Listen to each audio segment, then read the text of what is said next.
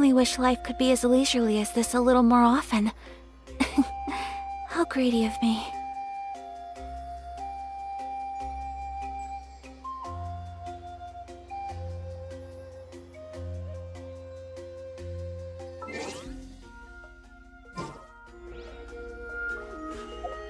A blade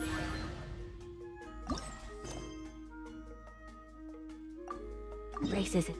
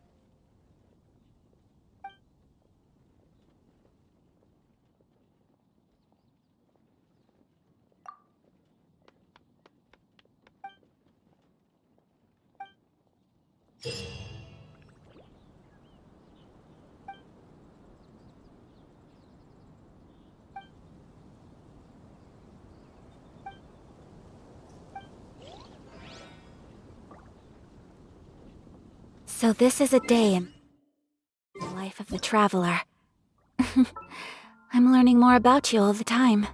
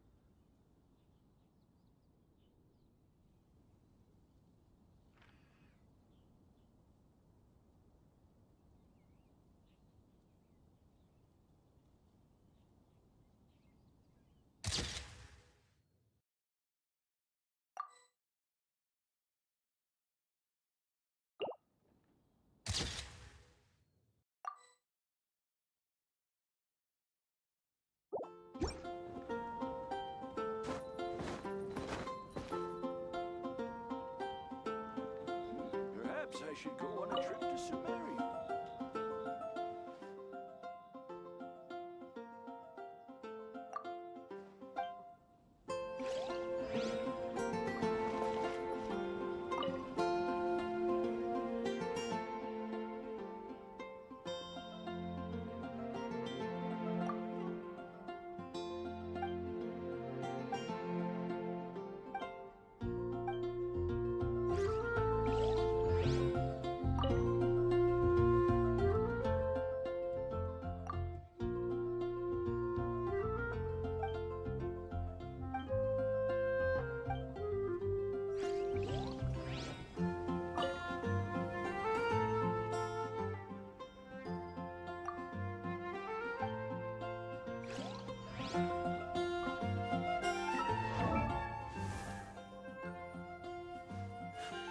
A blade embraces its duty, as a jeweler cherishes their gems.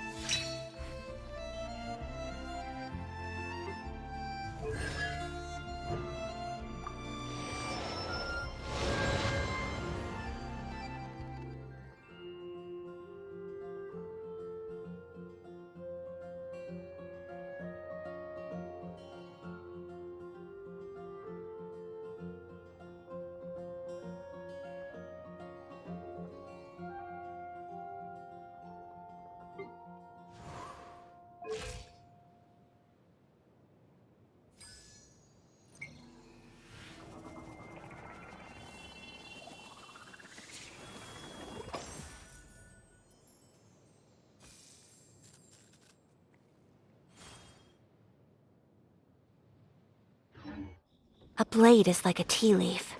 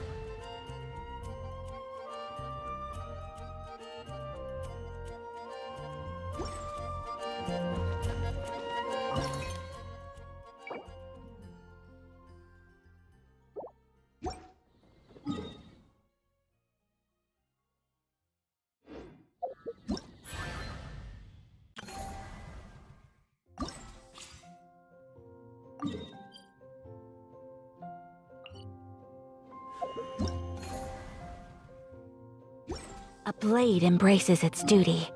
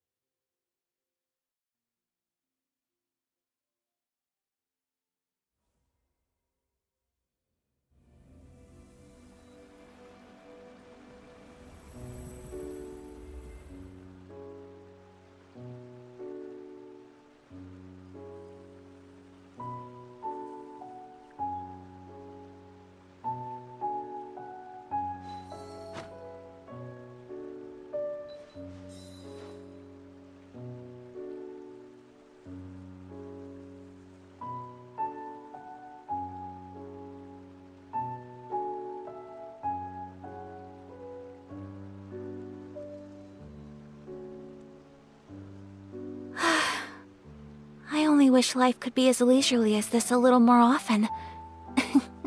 How greedy of me.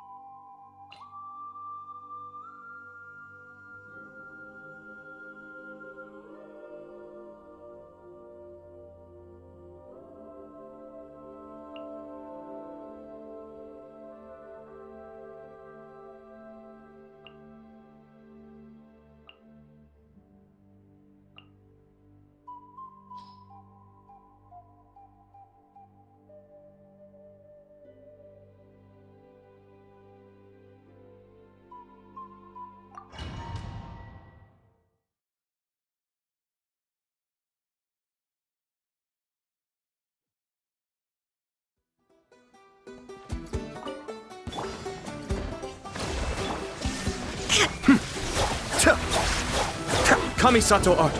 Suiyu! Eat this! Torn to oblivion! Shine down!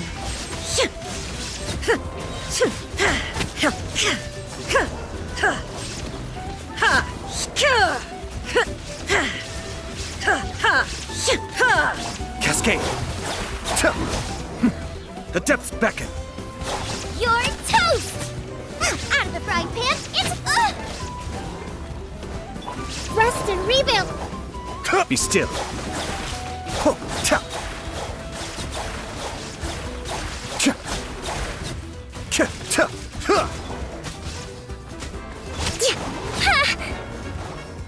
Covenant of the Deep. Illusion shattered!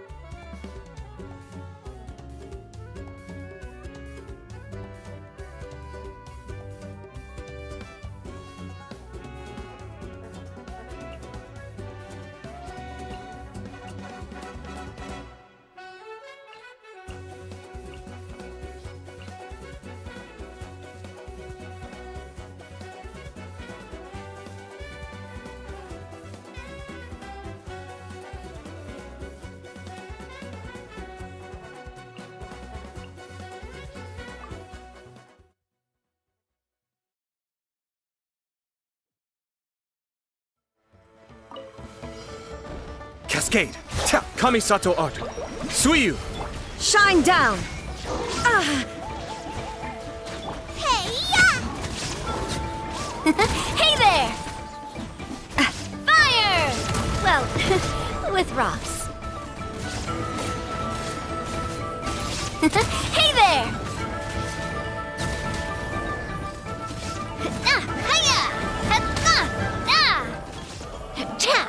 Hey there! Attack! That's the way. Hiya! Ha! Ha! Cha! Coming at ya! Ah! Hiya! Ha! Na! Attack! Hey there! Ha ha! Cha! Na! Watch out!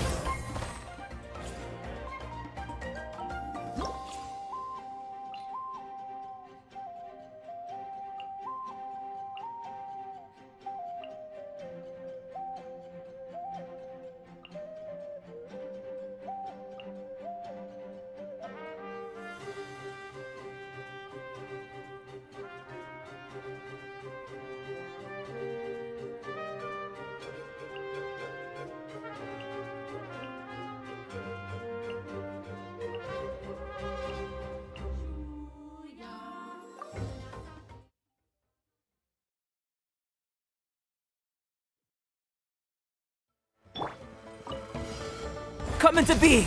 Feel this ancient power! Who wants some of this? Attaboy! Let her rip! Drilling down! A proper send-off! From... Hey there! Ah! Ah! Ah! Ha! Hey there! What's your... Live! Moment of birth! Shabam! Clear the area! Where'd that come from? Fire!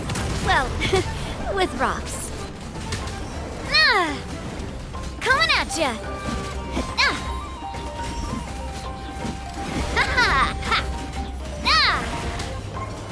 Ah! Coming at ya! Fire! Well, with rocks.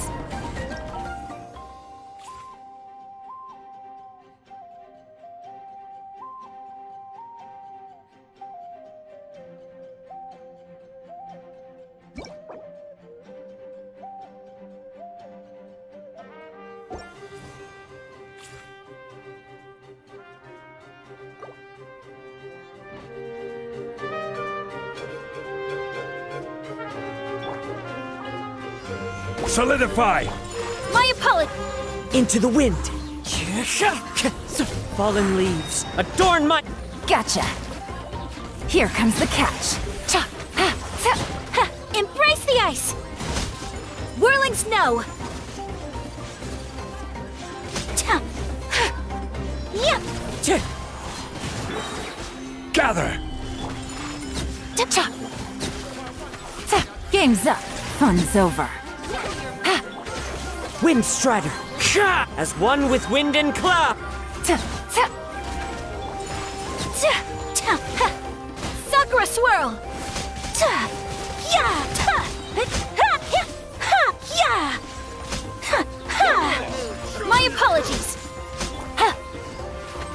Here comes the catch. Ta, ta.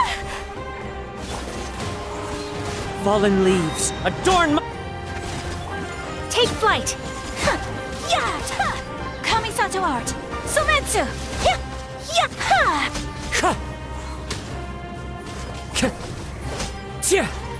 As one with wind and cloud. Quietly now. Whirling snow. Ya, ha, ta, ha. Embrace the ice. Things are about to get dicey. Cha, ta.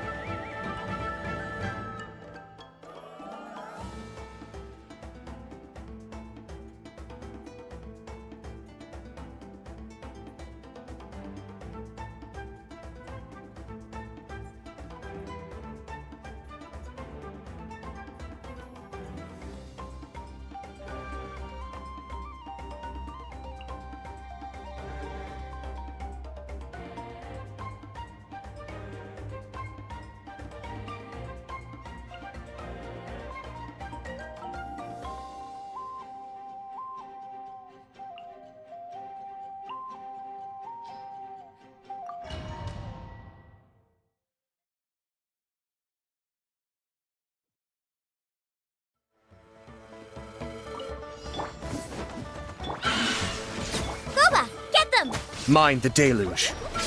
Be still.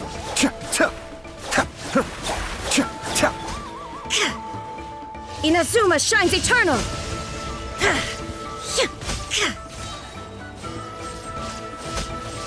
Ha! Nice and spicy.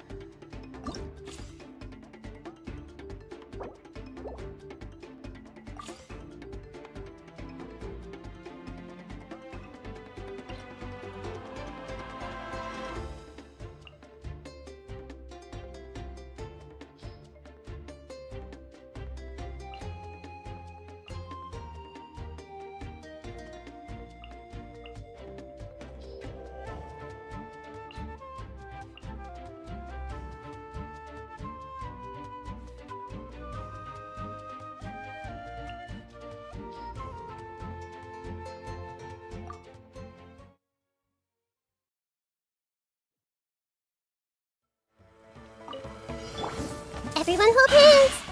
Make yourselves at home. Ah! Allow me. There is no escape!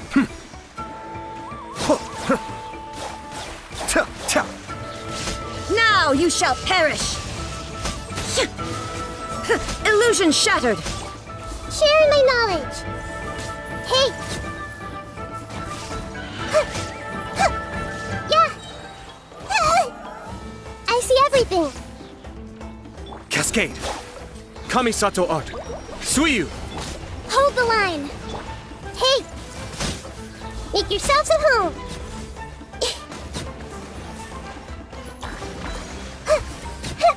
Everyone hold hands. Yeah. There is no escape! Inazuma shines eternal!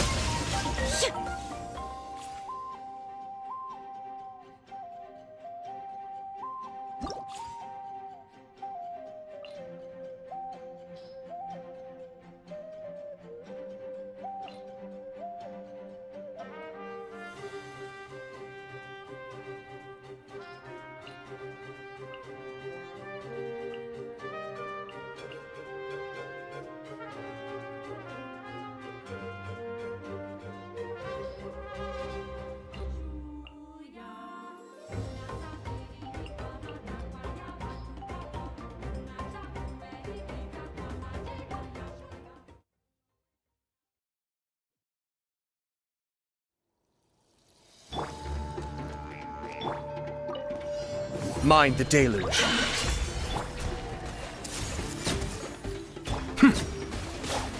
Illusion shattered! Now you shall perish!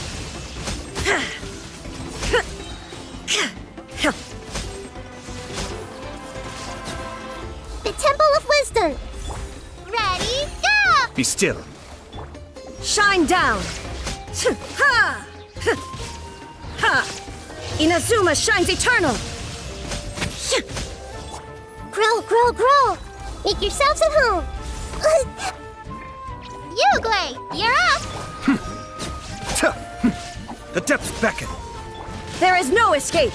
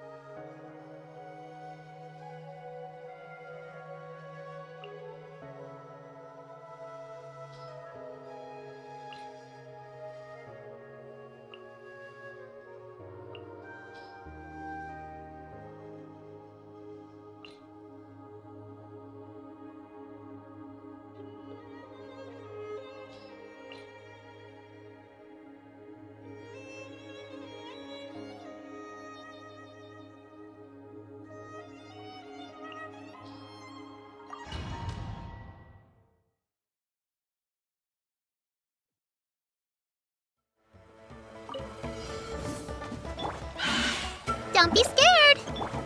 I see everything! The Temple of Wisdom! Let me weave you a Now you shall perish! Illusion shattered!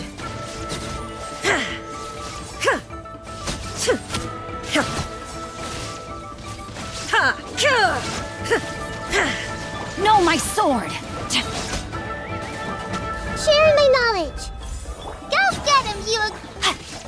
Witness the power! Torn to oblivion! Shine down!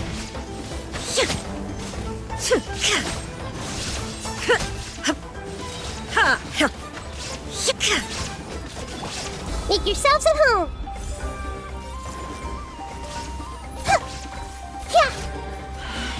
There is no escape! Now you shall perish!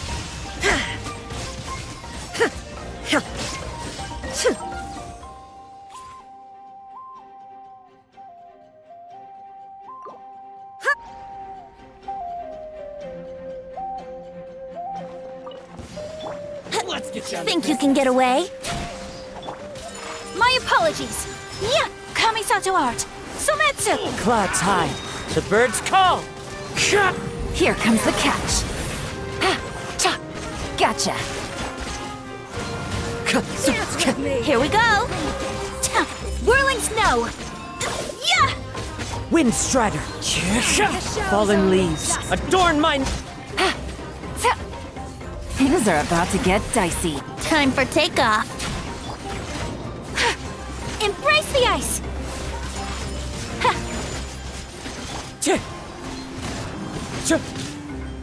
That hurts. Wind strider. Quietly now. Here comes the catch. Ta! Cha! Clouds hide. The birds call. Busted. Ta! My apologies. Ta! Think you can get away? Kamisato art. Sometsu! Wind strider. As one with wind and cloud. Quietly now. Things are about to get dicey. Gotcha. Take flight. Time for takeoff. Clouds hide. The birds... Embrace the ice.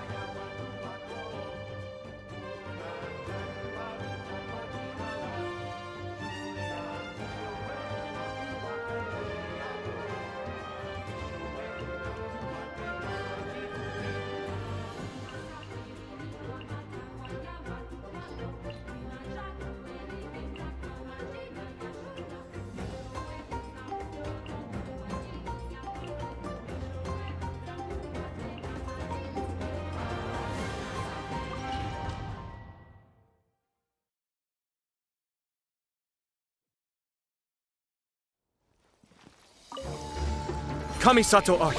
Suiyu. Illusion shattered. Locked on.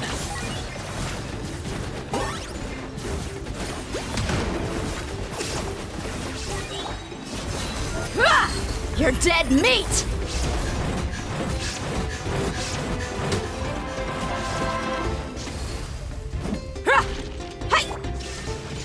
Target acquired.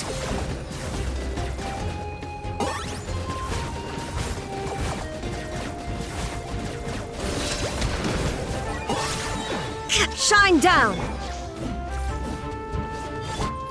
Ta! Cha! Ho! Ta! Huh! Ta! Cha! The depths beckon. Locked on. For the Lord of the Night. Ours is a glory to which none can compare.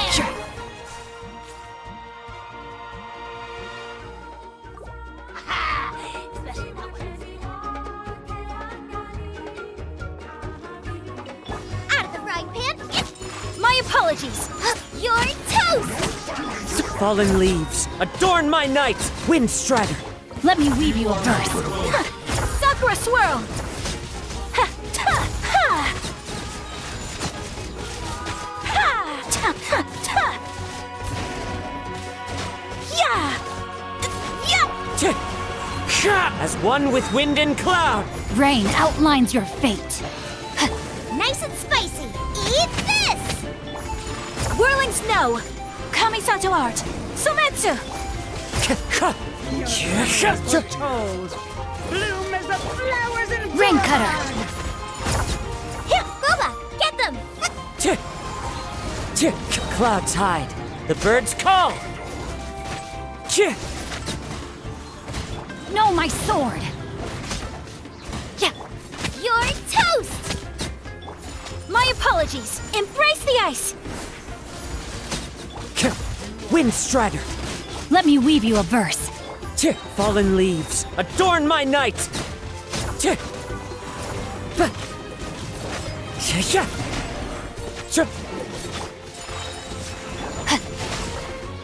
Out of the frying pan. Kamisato art! Sumetsu! Clouds high. The birds call. Wind strike. Huh? Huh.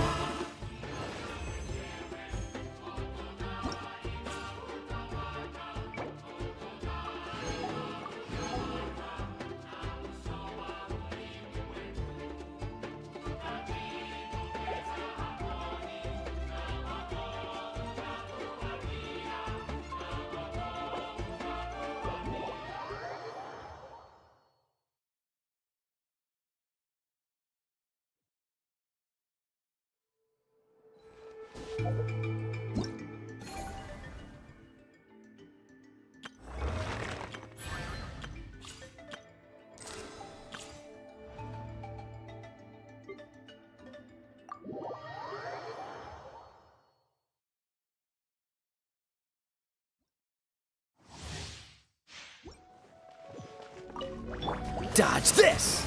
Boba, get them! Eat this! Check this out.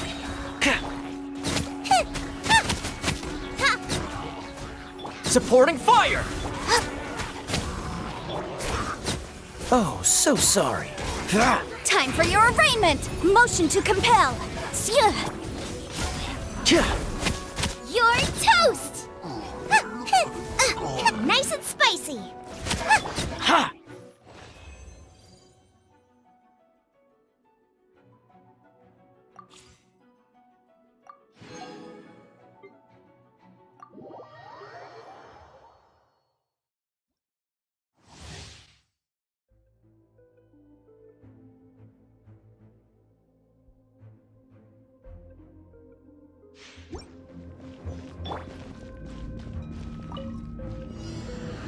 I'm going in! Eat this! Witness the power of Gugwa! Rain outlines your fate. Torn to oblivion! There is no escape! Out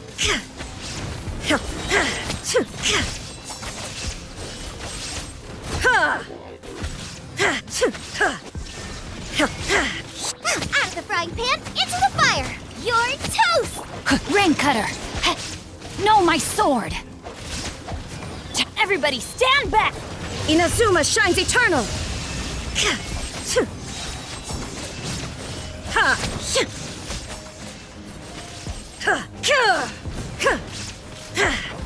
Boba, get them! Eat this! Witness the power of Gugwa!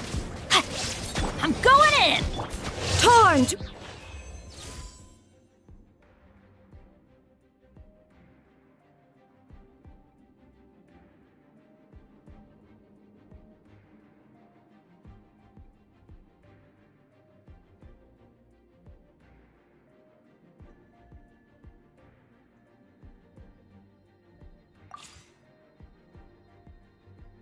Oblivion!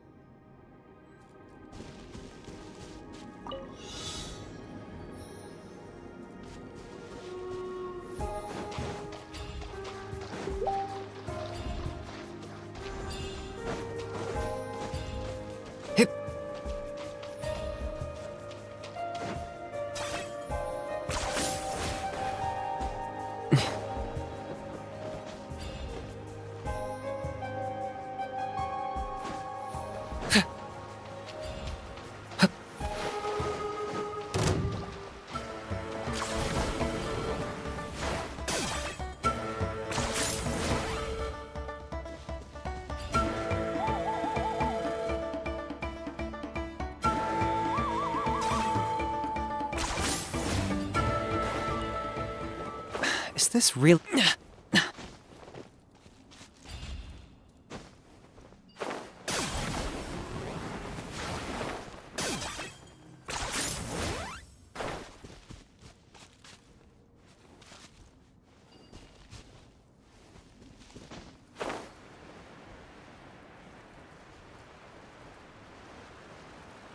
Yeah! I got him cornered!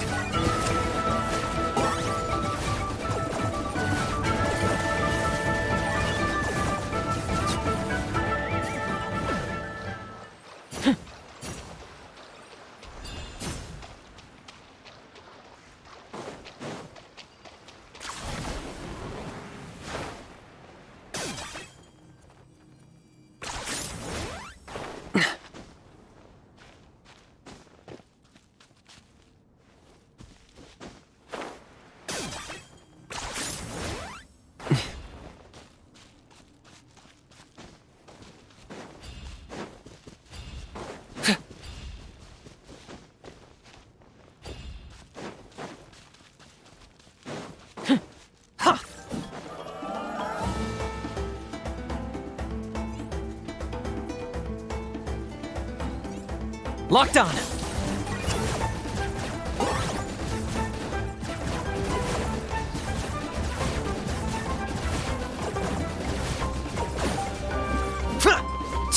Shadow of the past, mine to command.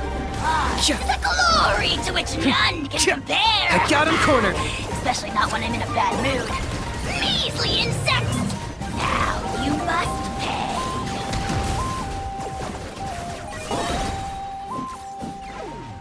Claim these souls.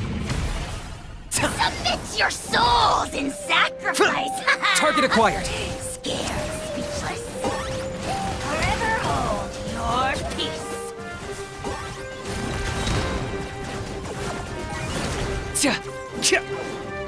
For the Lord of the Night. Ours is a glory to which none can compare. I got him cornered. Especially not when I'm in a bad mood. Measly insects! Now you must pay.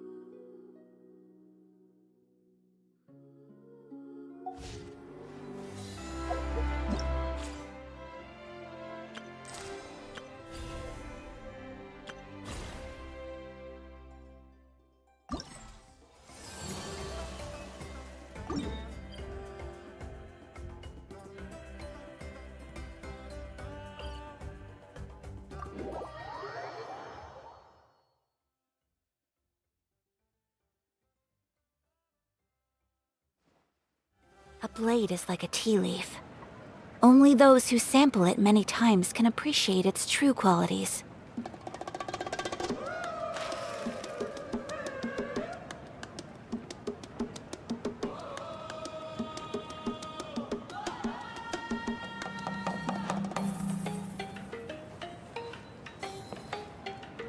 Need a letter sent? I can help. Emotional support is important.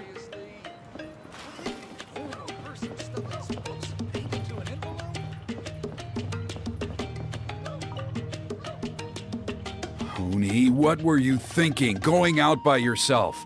Don't you know how dangerous it is? It's okay. Toba helped me. And we met some kind strangers who helped us. And Kind strangers? What made you so sure they were so kind, huh?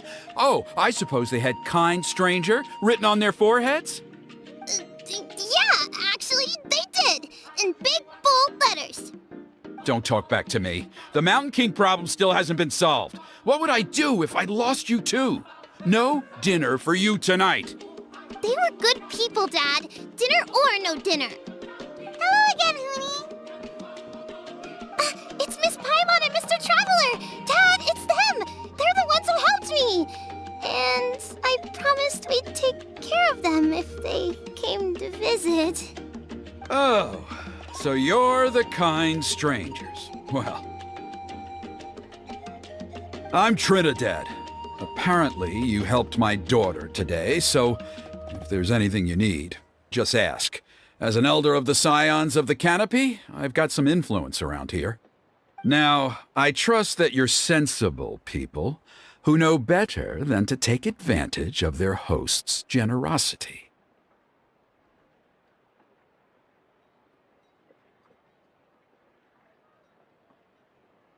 Yep, just helping a neighbor. We're not looking for anything in return. Oh? Well, let's hope so. Dad, please! They're not bad people! They've eaten at the same table with Kanich before! Be nice to them! Kanich! Wait! I heard that two mysterious travelers from afar showed up at the Stadium of the Sacred Flame. Are they you? And Paimon's the other! I do apologize. A lot's been going on in our tribe lately, and I suppose the pressure must be getting to me. I can't believe I was so rude to you. I feel ashamed. We got off on the wrong foot. Can we, start over? Oh, now we're talking! Seriously though, don't worry about it. Already forgotten. We're just happy to see Huni got home safe and sound. Oh, you just arrived, I take it, and it would be my honor to give you a hero's welcome tonight. Careful now, that's quite an about face. We've heard that kind of thing can lead to spontaneous combustion around these parts.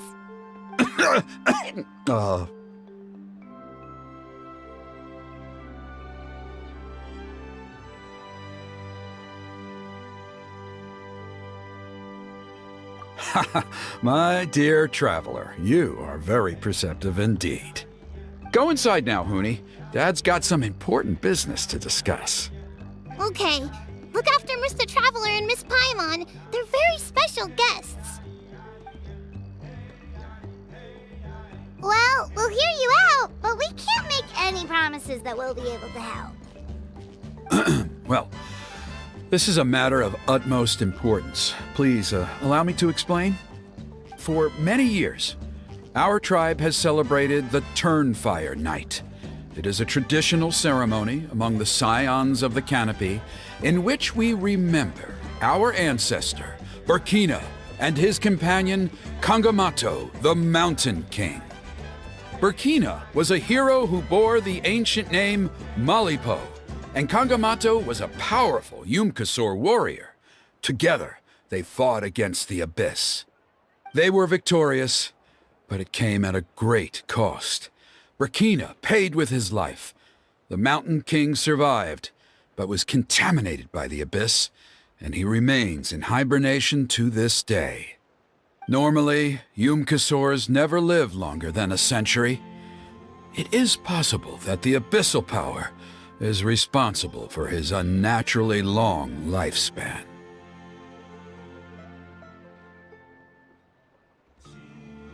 Oh, that's right. The Mountain King is a living symbol of our glory, but even this glory comes at a price.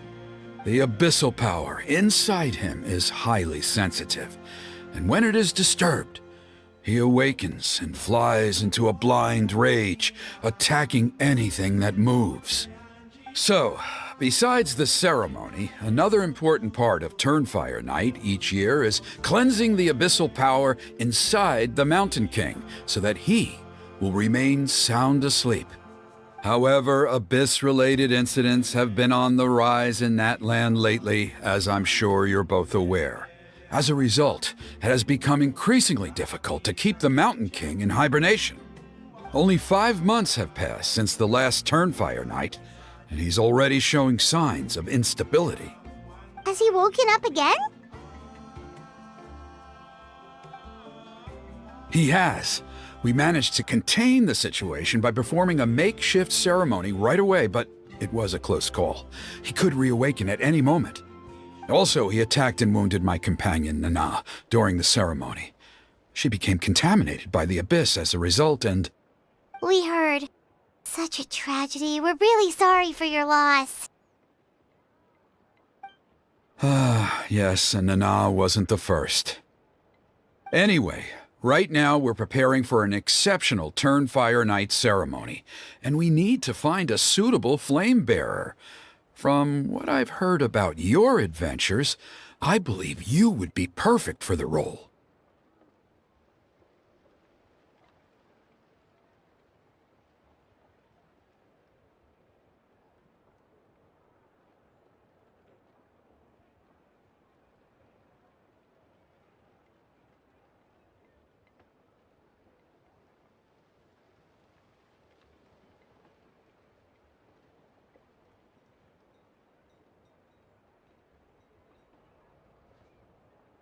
Of course.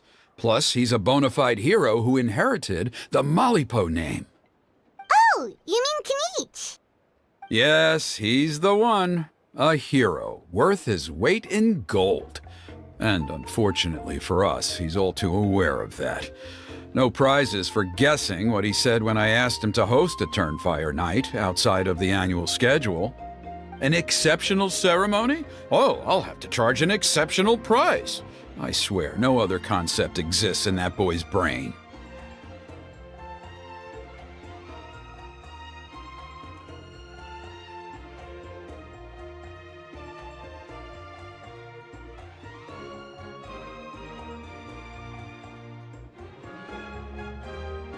I'm not the one to usually talk about people behind their backs, but I'm convinced the Wyab got hit on the head and took a wrong turn the day it chose to give that ancient name to him. I mean, have you ever heard of a hero whose mantra is, "What's your asking price?"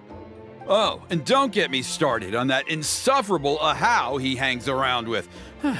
Thinks he's God's gift to mankind. Pompous fool. Yeah, Paimon has to agree on that last part. Anyway, the fact is, the ceremony can just as easily be done without him as long as we can find someone else. And besides, you two seem like much better candidates. So, what do you think? Well, there's only a few days left before the ceremony. We can't afford to waste what little time we have on negotiating with him. No, I much prefer if you would consider taking his place. Wonderful! I can't thank you enough. Huni was right about you. You have kindness in your hearts. Come with me to the other side of the mountain. I'll bring you up to speed on each step of the ceremony. As experienced warriors, I'm sure you'll pick it up in no time.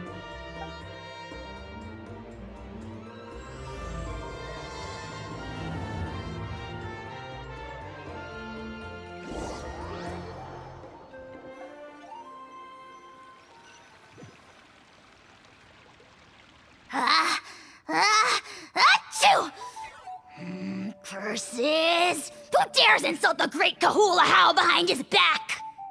Oh, great Kahul Ahau, bless you. Shut your filthy mouth, worm of the abyss! Your putrid words defile the air we breathe. You make the almighty Dragon Lord, Kahul Ahau, sick to the stomach!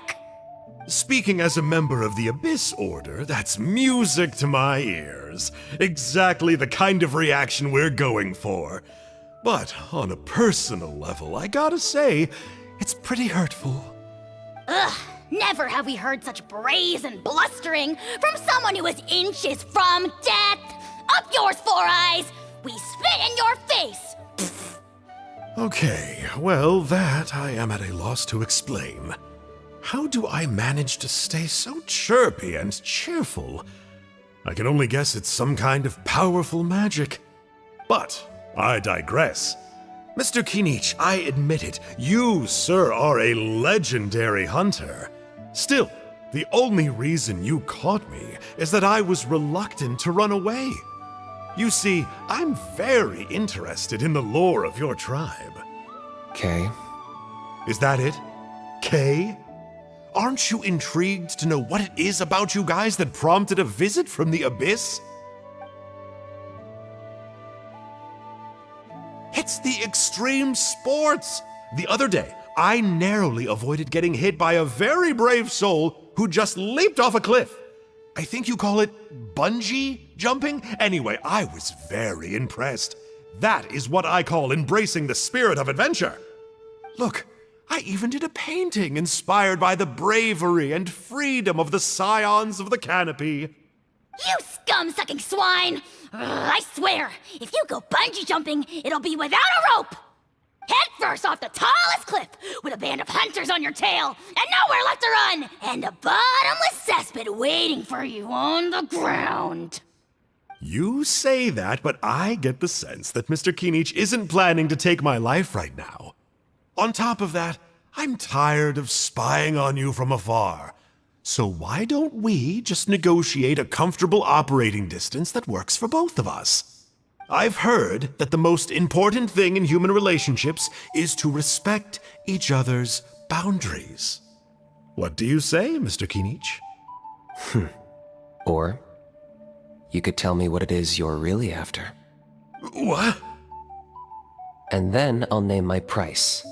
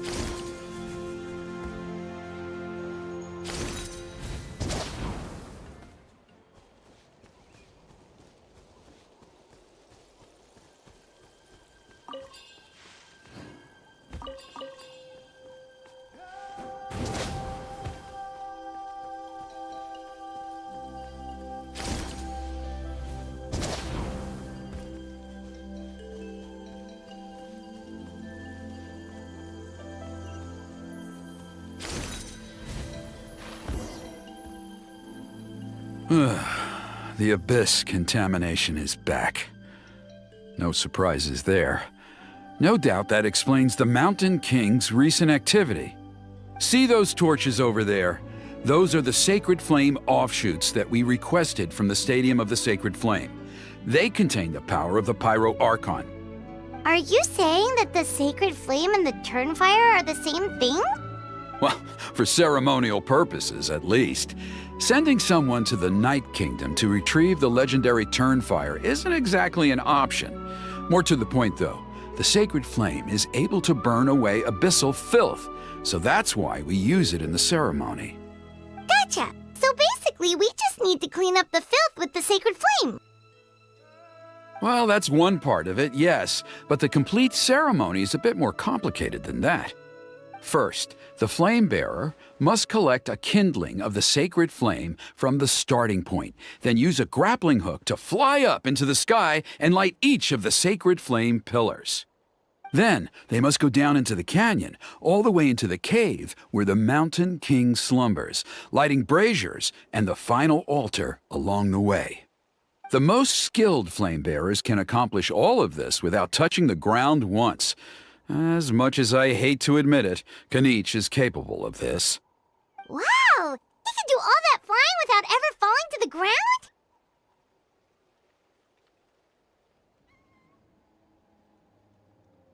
Well, of course Paimon can. It'd be much harder for you guys. Well, don't worry. It's not a requirement of the ceremony. You're allowed to touch the ground. The only thing you're not allowed to do is turn back. The flame bearer must always keep moving forward. You can't skip a pillar, then come back to it after lighting the next one. To do so would be to disrespect our ancestors. So, what actually happens if you do turn back? Surely the fires don't just go out. If you're not careful, you might get burned. What about today then? Does the same rule apply? Oh no, don't worry. Today is just a practice. The order doesn't matter. You just need to take the sacred flame, cleanse the filth, then go light all the braziers. Are you ready?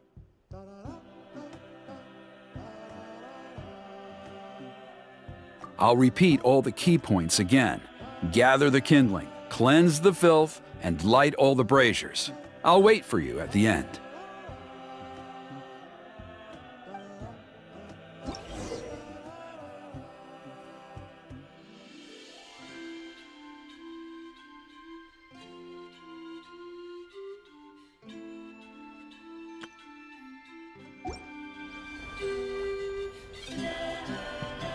All right, let's use this kindling to complete our mission.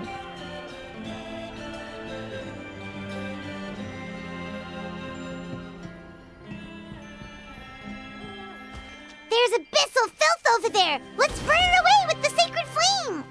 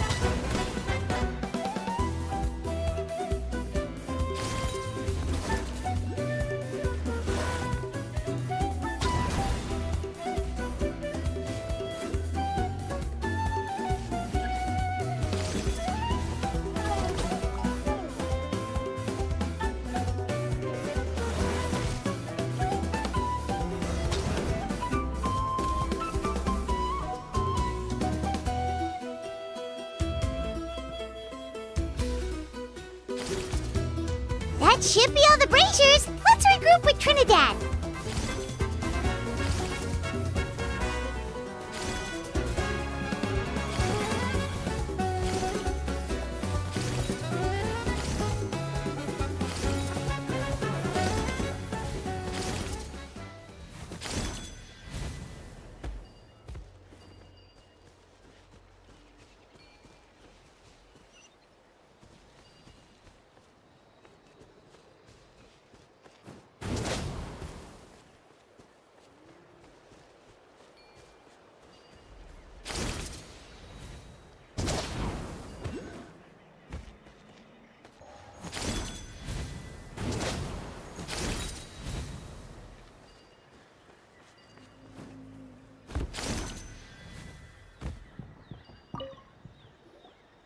I knew I was right about you. You have outperformed all of the other previous candidates.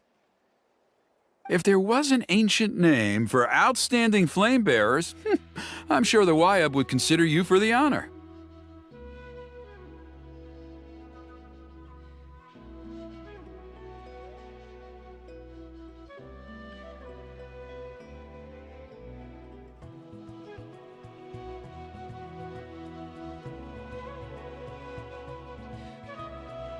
Yeah, although it would probably take Paimon quite a bit longer. All right, now there's still a few days left until the ceremony, and I should probably get back so I can inform the chief and the other elders that I have found the flame bearer we need. Oh, you mean they've still got to sign off on it? Some of them are still hoping we can come to an agreement with Kanich, but that's only because they haven't seen you in action.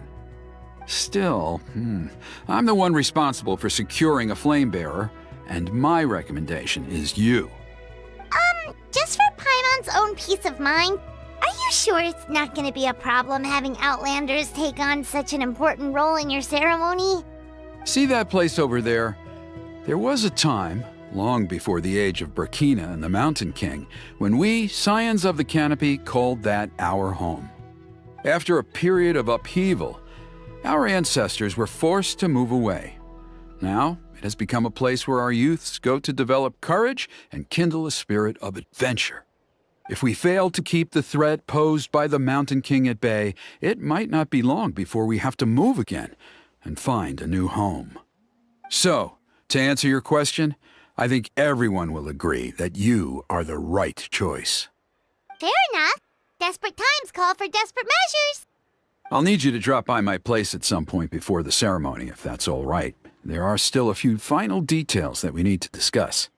Okay, see you later then. You have my gratitude. We've helped out with a lot of other local festivals before, but this one feels a little different. Anyway, let's take a break before heading back to Trinidad's place.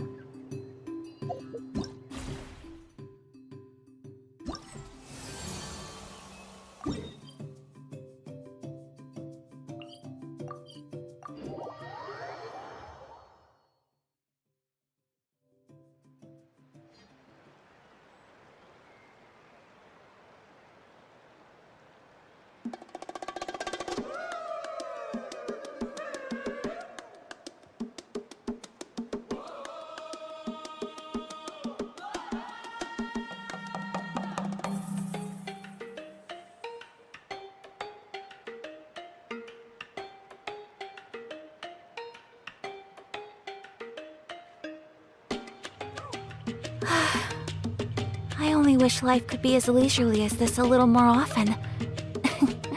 How greedy of me.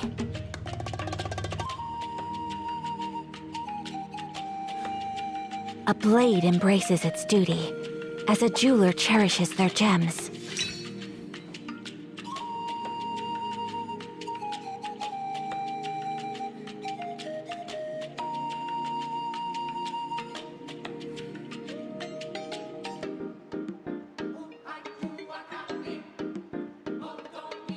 So this is a day in the life of the traveler.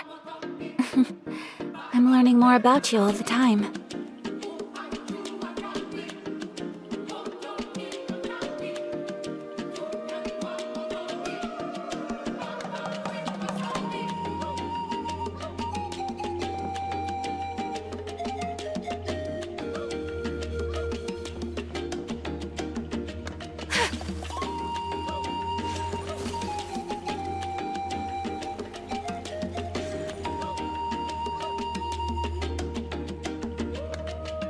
Traveler? Paimon? Kanichi! Fancy meeting you here! We've actually been looking for you. I'll get straight to the point. I hear you accepted a proposal from Elder Trinidad. Oh, the, Turnfire Knight, you mean. You were still his first choice, it's just... Oh, jeez. It's not what it looks like, promise. Chill, it's cool. I only mention it because there's something you should know. And I suspect Elder Trinidad hasn't been completely forthcoming with you. His true intention is to resolve the Mountain King problem once and for all. Once and for all? You mean this'll be the last Turnfire Knight ever? That's right. He wants to use you to send the Mountain King to the Night Kingdom. To the Night Kingdom? You mean... To his death. Whoa, are you serious right now? You shouldn't go blurting out accusations like that, it could get you in trouble. Too blunt? Okay. I'll phrase it more gently. There is potentially a possibility that Elder Trinidad may be hoping that during the course of the ceremony, you kill the Mountain King dead. But that's ridiculous! He told us the Mountain King is a living symbol of your tribe's glory! And that glory comes at a price. Oh, that's right. The Mountain King is a living symbol of our glory, but even this glory comes at a price. Ah, yes, and Nana wasn't the first.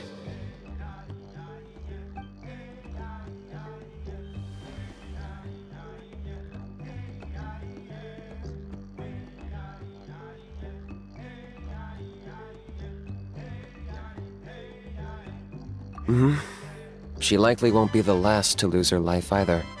Still, is killing the Mountain King really the only way? It seems so extreme!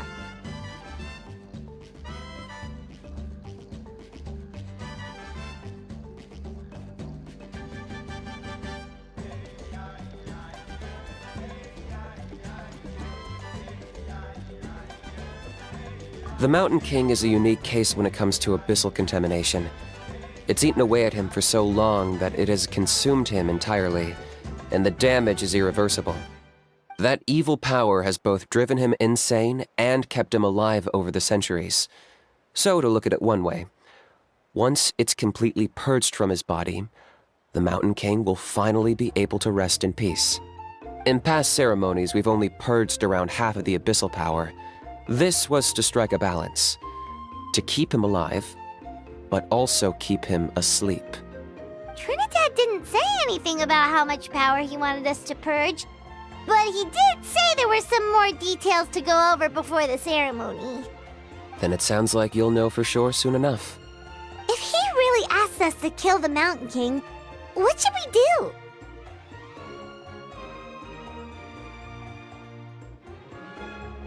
I know this must come as quite a shock, so I suggest you act like you didn't hear anything for now. But would you have time to visit the chief after your meeting with Elder Trinidad? I'd like to make a deal with you. What kind of deal? One that comes at a very reasonable price. I'm sure you have plenty of other questions, but we can talk more later.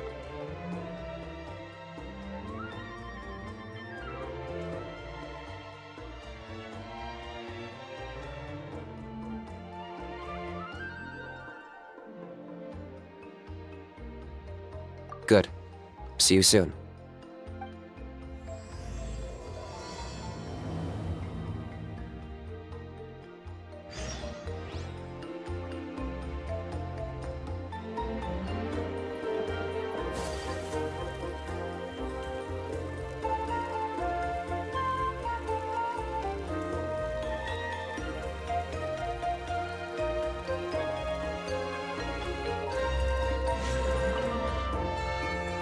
Ah, mighty Outlanders, you have returned. Did you have a good rest?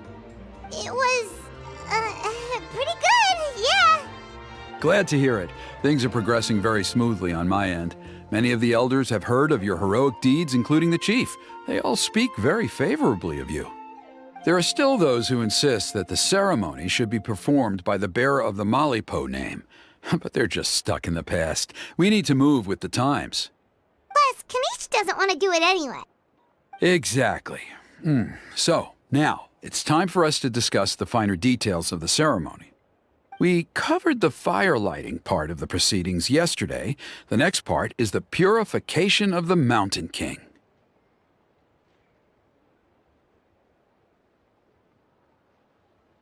It's quite simple. You just need to use the sacred flame.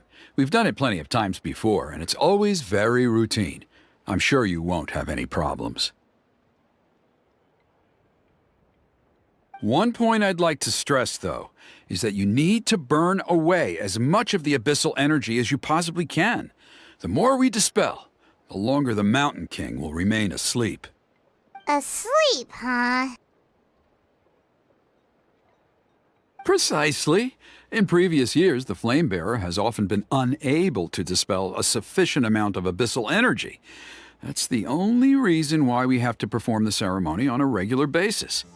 But I understand that you have a lot of experience fighting against the Abyss, and you seemed to wield the sacred flame quite effortlessly yesterday. With your help, I'm optimistic this time we can dispel all the remaining abyssal energy from the Mountain King's body, freeing us from this ever-looming threat for many years to come. Traveler?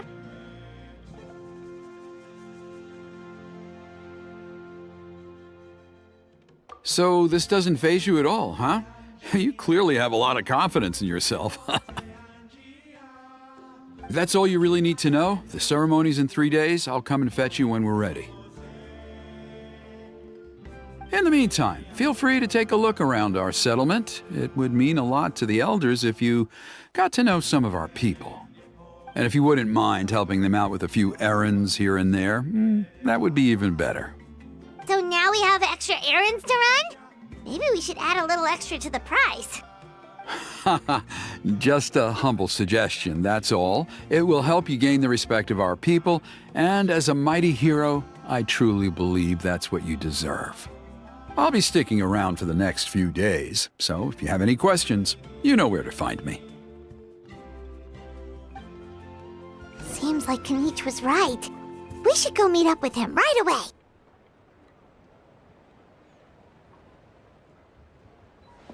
Emotional support is important.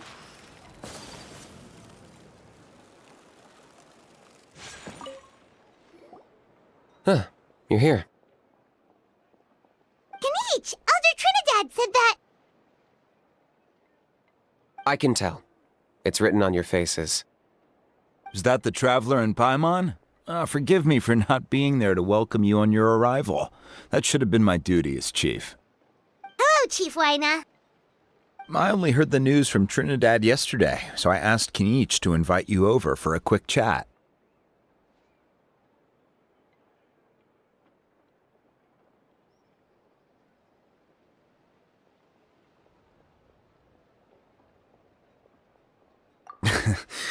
I believe Kanish has already filled you in, so I'll get straight to the point. Firstly, I fully endorse your appointment as flame bearers for the upcoming Turnfire Night. However, I would like to request that you take steps to ensure the Mountain King's safety. Every child of our tribe grows up hearing the tales of our heroes, from Yupanqui the Firebringer to Burkina and the Mountain King who fought against the Abyss. This is our history and our heritage, the source of our pride and the center of our faith. To kill the Mountain King would be to destroy our spirit. I would never be able to face our ancestors in the Night Kingdom. Nana's death was a great tragedy, and I do not blame Trinidad for the actions he has taken. Nevertheless, I cannot allow any harm to come to the Mountain King. The very roots of our identity are at stake. My honored guests, please give this matter your serious consideration. Perhaps there is. but despite all our attempts to contain the situation over the years, we've not found it. Right now, I should like to hear where you stand on this matter.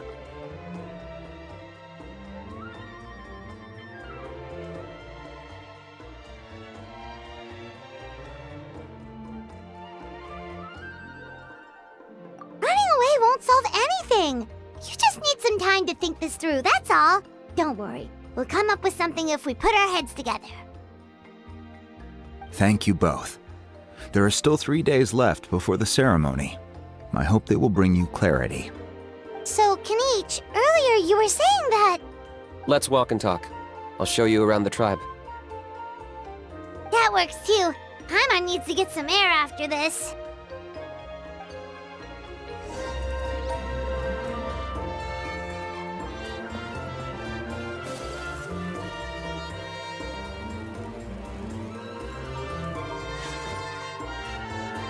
Kanich, Paimon finally understands why you turned Trinidad down. You knew what he was planning, didn't you? That's why you didn't want to be the flame bearer this time, because it's a double-edged sword. The whole Mora thing was just a sneaky excuse. Double-edged sword is right. But my response wasn't merely an excuse. To solve this exceptional problem, an exceptional price must be paid.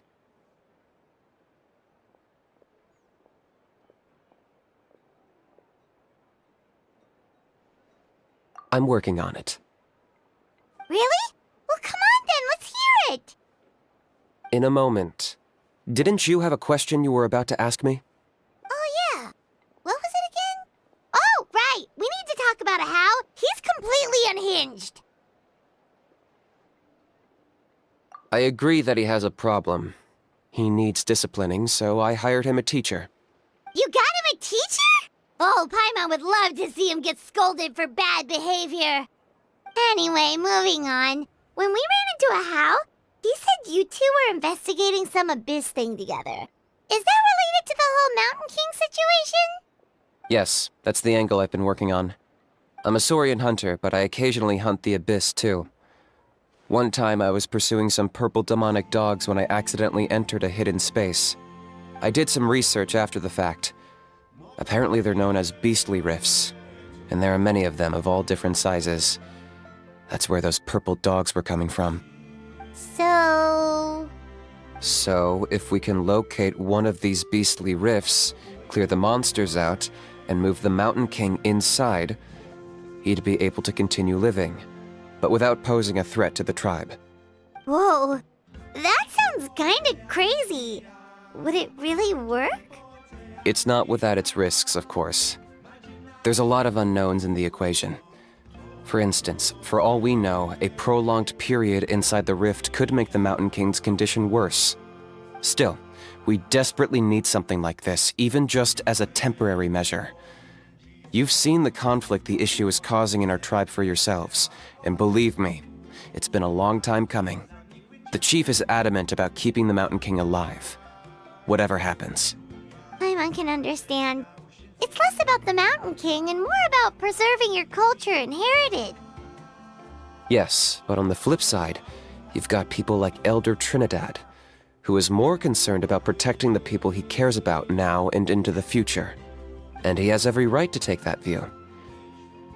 It's one thing to try and preserve the last remnants of a glorious past, but making your kin pay the price for it? No one can seriously tell them that's a fair trade. You're right. There's no easy answers here. Let's leave that to one side for a moment and assume we go with your plan. How do you actually intend to find one of these beastly rifts? Because at least in our experience, the dogs open the rifts when they want to attack us, not the other way around. I think I know a way. You have any better ideas? Not at the moment, but it just feels like using the power of the Abyss for our own ends isn't gonna end well. After all, the Abyss is what turned the Mountain King into a monster in the first place. People are gonna think you've lost your marbles. If it doesn't end well, then that's the price we pay. Everything in the world comes at a price. Even when Yupanqui, the Firebringer, stole the Turnfire, it cost him dearly. The Mountain King's erratic outbursts have brought tensions within the tribe to a boiling point. Unless this gets resolved quickly, everyone will be stuck in a stalemate. Alright, so what's this deal you wanted to make with us? We're hardly experts on exploiting abyssal power.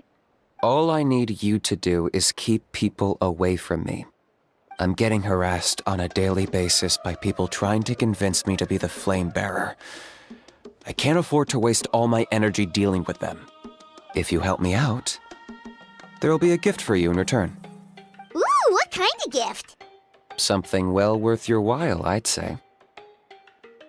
Just keep doing what you've been doing. Integrate yourself with the tribespeople, so everyone comes to terms with the fact that we have a new flame bearer. That way, I won't have an endless stream of people coming to beg me to join the ceremony, and I can focus on finding a way to summon the beastly rift. Then, when the day of the ceremony comes, we'll move the Mountain King into his new home. Still sounds pretty crazy. Even for a daredevil like you, that's dangerous. And even if it works, what if neither Chief Lina nor Elder Trinidad are happy with it? Have you thought about what you'd do then? At least the two of them would finally be on the same side of the issue, leaving only me on the opposing side. The tribe needs leaders like them far more than a Saurian hunter for hire like me.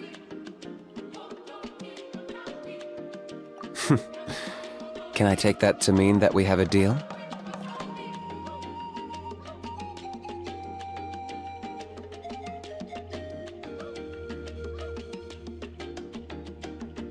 For sure. And who knows, maybe we'll come up with an even better solution to all of this in the next couple of days. Great. Well, for the next couple of days, please spend some time among the tribe and lend a hand wherever you can. I'm sure everyone will be swept off their feet when they meet our new flame bearer. Good luck to us both.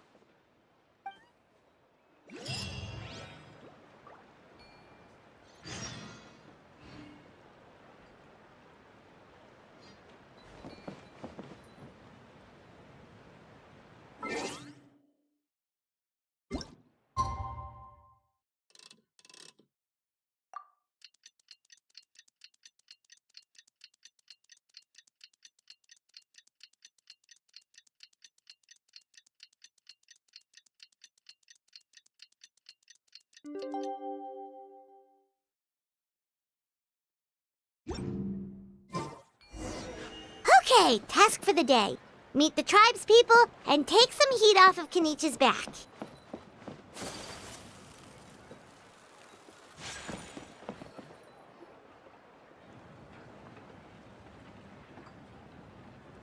Hoonie, how can you call the Mountain King a monster? Because he hurt a lot of people, and look what happened to Nana. But it wasn't on purpose. The Mountain King is sick, that's all. He's been hurt by the abyss. That's true, but the fact remains that he's now a threat to all of us. How can you be so harsh to someone who's sick?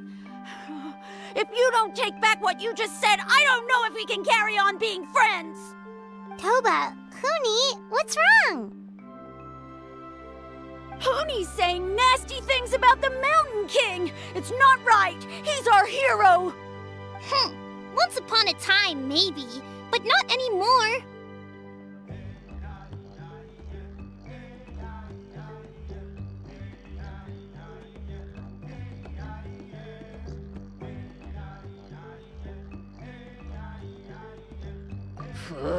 Yesterday, maybe, but not anymore.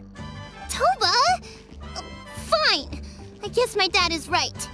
Things change, and you just have to accept it and move forward. As of today, our friendship is over. There's no going back. Oh, come on, cut it out, you two.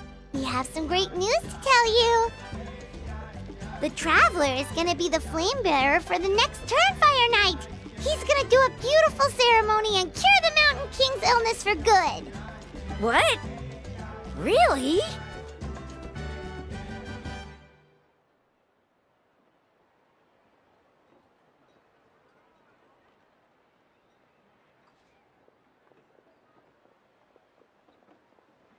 So that's what my dad wanted to talk to you about? To be fair, from what we saw the other day, you are pretty good at climbing cliffs. Probably just as good as Kanich. Wait! Speaking of Kanich, where even is that guy? Oh yeah, good question. Is he not coming to the ceremony anymore? We can get him to come, but if he catches you two fighting again, he won't be happy. He'll be sure to give you both a piece of his mind. No, we can't let that happen. I've never even spoken to him before. I can't afford to make such a bad first impression. I didn't mean to argue with Toba. All I said was that the Mountain King has done some pretty bad things. He was the one who turned it into a fight. Yeah, if you weren't friends, there's no way Toba would have come to look for the baby Saurians with you. All right. Well, because it's the Traveler and Paimon and Kanich, I'm sorry, Toba. I'm sorry for all the mean things I said about the Mountain King. Dad just really misses Nana, and I was really upset that she's gone, too. Huh? Oh. I shouldn't have spoken to you the way I did either. It wasn't very nice of me. For the Traveler and Paimon, Kanich, and for Nana. I'm sorry too, Huni. That's more like it. Now you're best friends again! Guess so. Toba, if I ever say something mean about the Mountain King in the future, I'll make sure I say it to someone else, and not you. I'd better go buy some colored cloth for my dad now. He needs it for Turnfire Night. Let's play again some other time. See you, Toba. See you, Traveler and Paimon. Okay. I'll head home as well then. See you next time. Okay, take care, you two. Even though they said they're sorry, it looks like their friendship isn't as strong as it was before.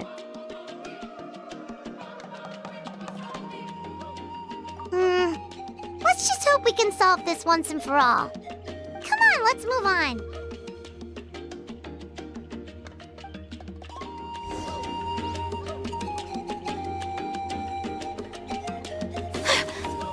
Huh? What's going on over there? Let's take a look.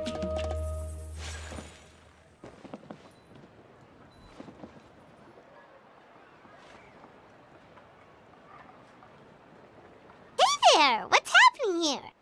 A rehearsal for the Turnfire Night dance. Ooh, there's a dance involved? Paimon wants to learn too! You don't know it? Ah, I guess you're not from these parts, huh? It's rare to see a new face around the tribe these days. I thought everyone would be keeping away. Why do you say that? Because of the Turnfire Night, of course. The Mountain King could wake up at any time. That's why we're holding an emergency ceremony. This isn't one of those fun and games festivals.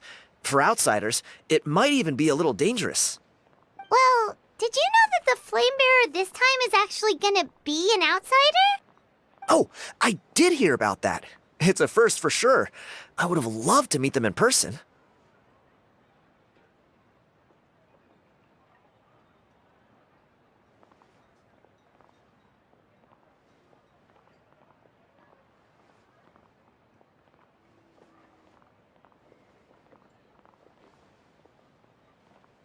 What?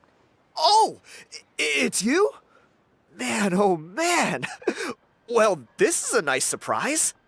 It's funny, I was just thinking that I'll probably miss out on meeting the new Flamebearer since I'm not taking part this time around. Then suddenly, there you are. Must be my lucky day. You're not taking part in the Turnfire Night? How come? You're not an outsider too, are you? You must be joking. Watch this.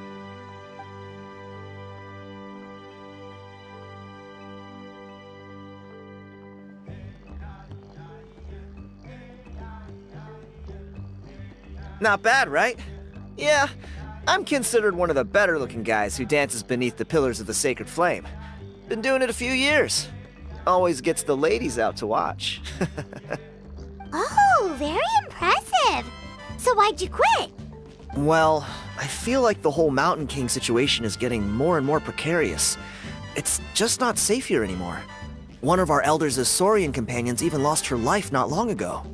The question is, what are we gonna do about this in the long term? But our leaders don't have any answers for us. They're probably too busy fighting about it amongst themselves. The way things are going, it's only a matter of time before it gets violent. So I figured, you know what? Now's as good a time as any to get away for a little while. Go do some exploring. You look a little disappointed. Disappointed? Nah, it's a great opportunity to go see the world. As every male scion of the canopy knows, wherever you are and wherever you go, the only way is forwards. We take pride in that. I won't forget my roots.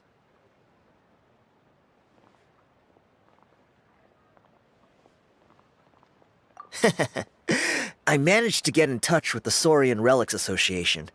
They gave me a simple test.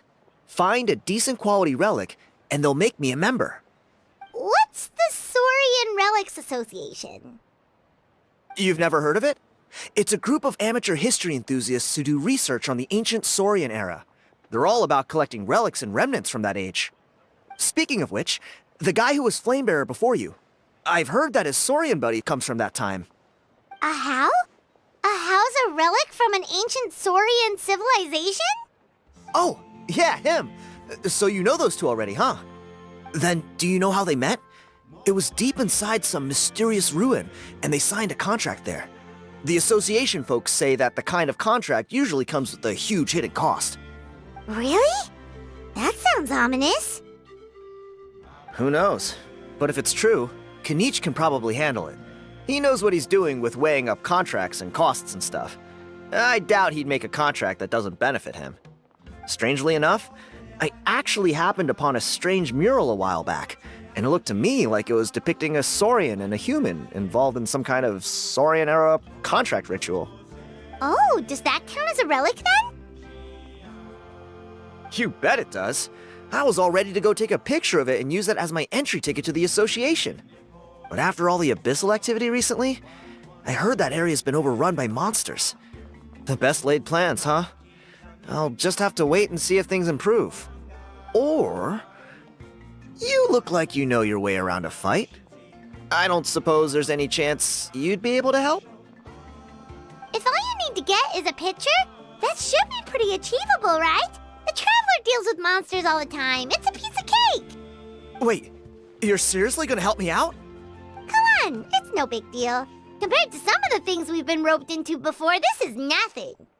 Pyro Archon above, you two have hearts of gold, you know that? You're the kind of people who could dive into the Turnfire deep in the bowels of the Night Kingdom, and it wouldn't burn a single hair off your head.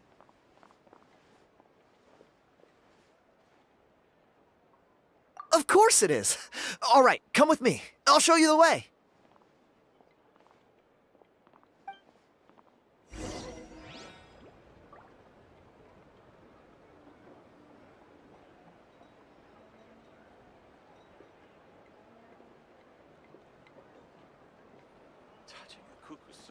A blade is like a tea leaf. Only those who sit.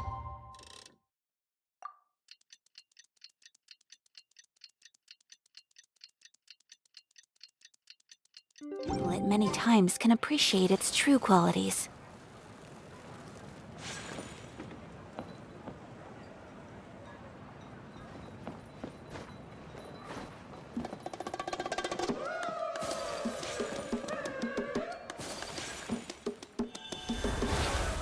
Seriously? Would any normal person stuff explosive paint into an envelope?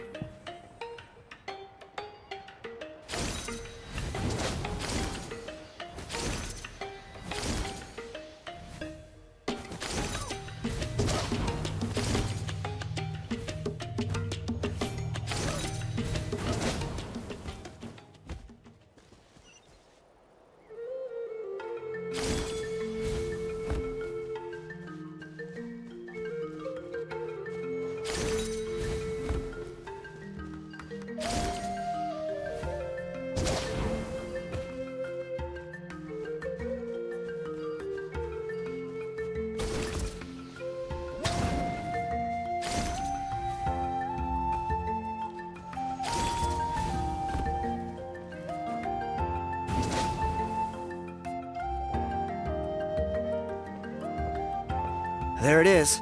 It's inside these ruins. As you can see, the place is crawling with monsters. Alrighty then. Stay back and take cover, Tiago. This could get dangerous. We'll take care of him. Great minds think alike. I'm not about to cramp your style.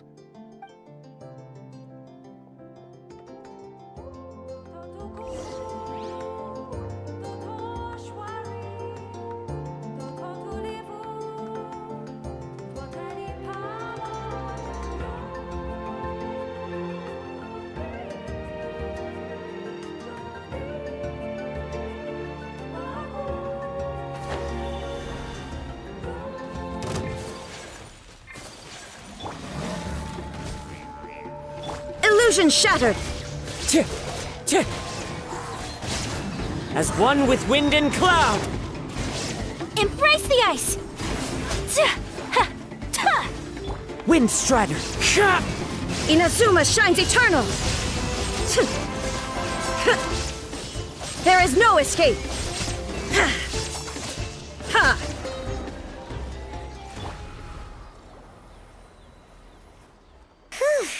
That should be the last of them.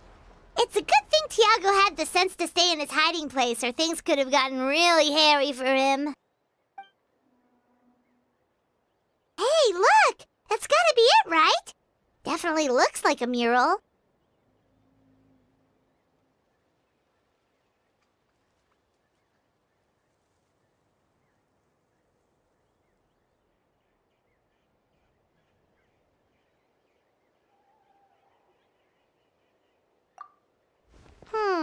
True. Now that you mention it, most ancient murals take up a whole huge wall. This looks more like someone with a paintbrush got bored and started doodling. It does match the story he told us, though. There's a Saurian and a human. So, is that supposed to be what an ancient contract ritual looked like? Whatever. We're not here to decipher it. Just photograph it.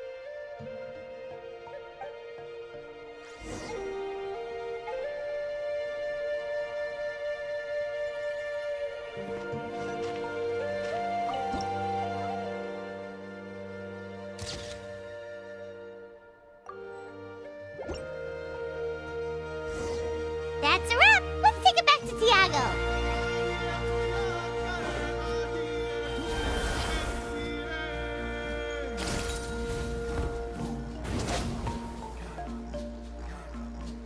You've been robbed?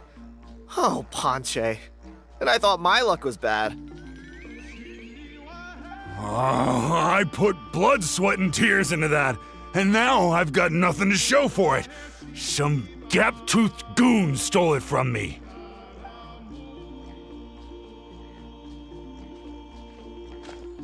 Tiago, is this the picture you were looking for? Let me take a look. Yep, that's the one. Pyro Archon above, you two are superhumans. Hey, Ponche, come and say hi to these guys. They're gonna be the new flame bearers, and they're tough as nails. Wait, are you the Traveler and Paimon? Huh? You already know each other? I don't think so. My nephew Toba's been telling everyone about you. He says you're crazy strong, super friendly, that you helped him out, and that you're gonna be our flame bearers this Turnfire night. Oh, so you're Toba's uncle. Great to meet you, sir. Sounds like we managed to make a bit of a name for ourselves. Toba's not wrong, my friend. These two are honestly some of the nicest, most genuine people I've ever met. Everyone speaks incredibly highly of them. Seriously, if you're comfortable telling them about what happened, I guarantee you they'll sort it out in no time. Really? All I want is to get the fruits of my labor back. Allow me to explain. Ponche is a well-known scholar within our tribe, author of the widely acclaimed book, Yupanqui's Turnfire. Unfortunately, the book was stolen by a treasure hoarder a few hours ago.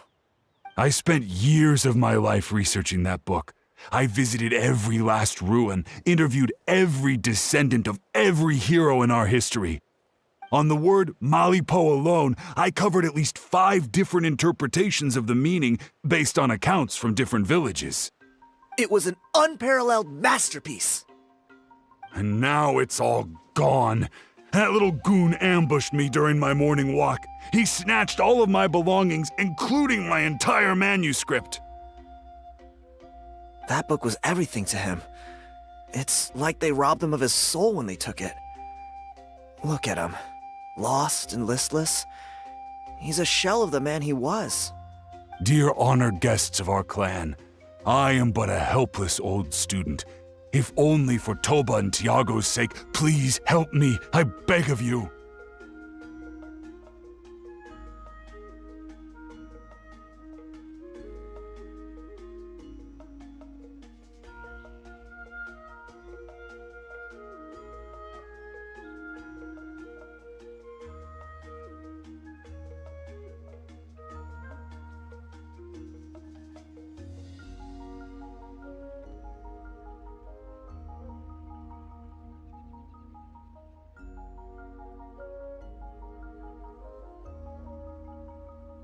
See what I mean, Ponche?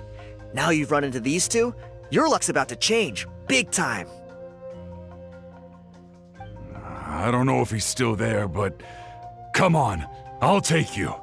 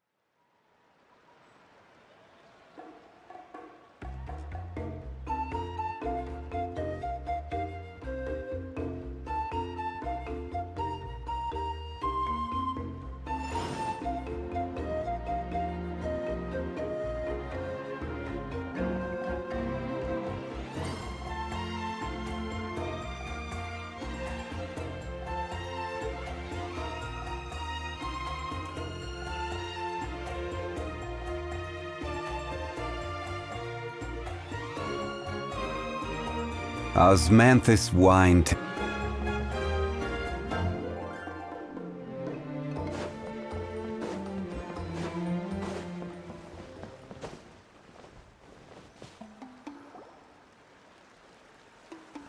Hey! You thieving rat! Give me my things back! What do you want now, you old bum? God, you're a waste of space. Prepare to get shoved butt first into a tree hollow. Oh, what's this? Brought a little bodyguard with you, huh? All right, let's see what you've got. What's this? Eat dirt, suckers!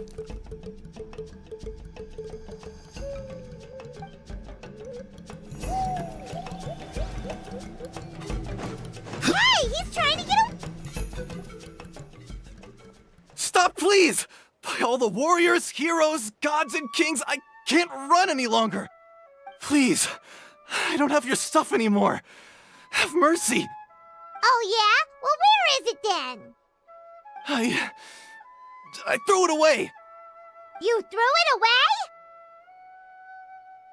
The old bum's bag didn't have a single mora in it. Just a tatty old book, worn out pens, and some old rags. All that time lying in wait was for nothing. I was so mad I just threw all of it away. Is that really the truth? Okay then, where did you throw it away? The same place you found me. Look, I swear on the Pyro Archon it's the truth. May all my worldly possessions be turned to ash by Turnfire if I'm lying. Okay, that's a pretty strong oath. What do we do now? It sounds like he's telling the truth. Right, let's hope nobody gets to the book before we do. We'll never get it back then.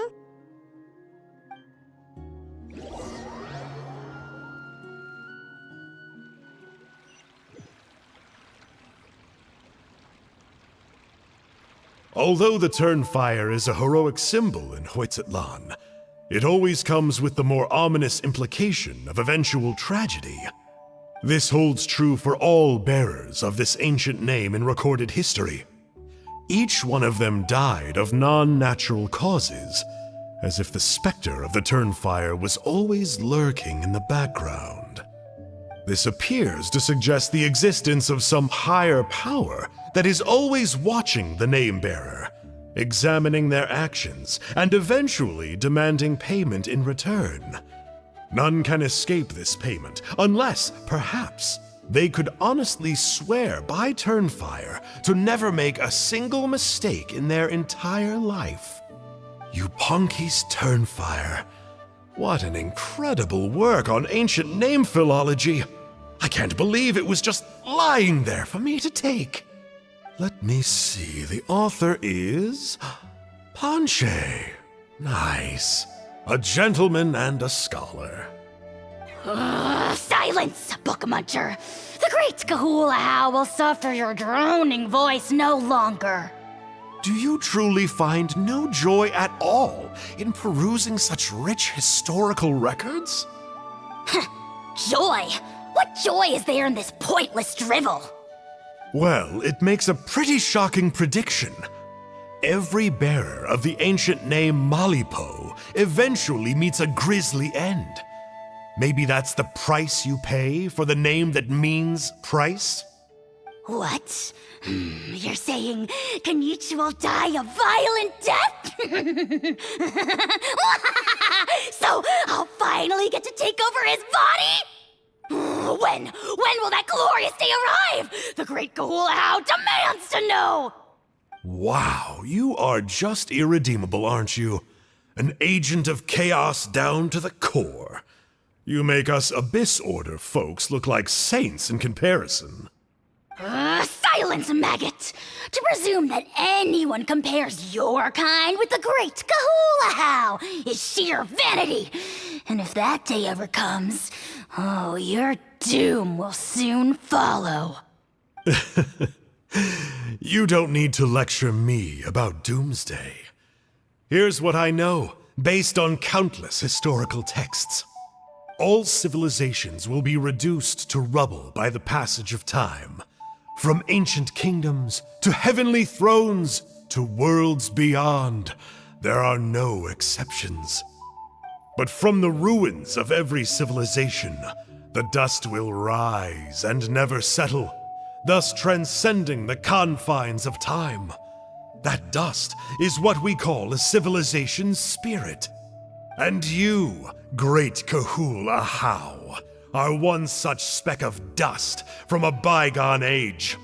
I've paid dearly for the chance to observe you up close. Now, let me take a good look at you. We'll see whether any memories of that age still remain inside you.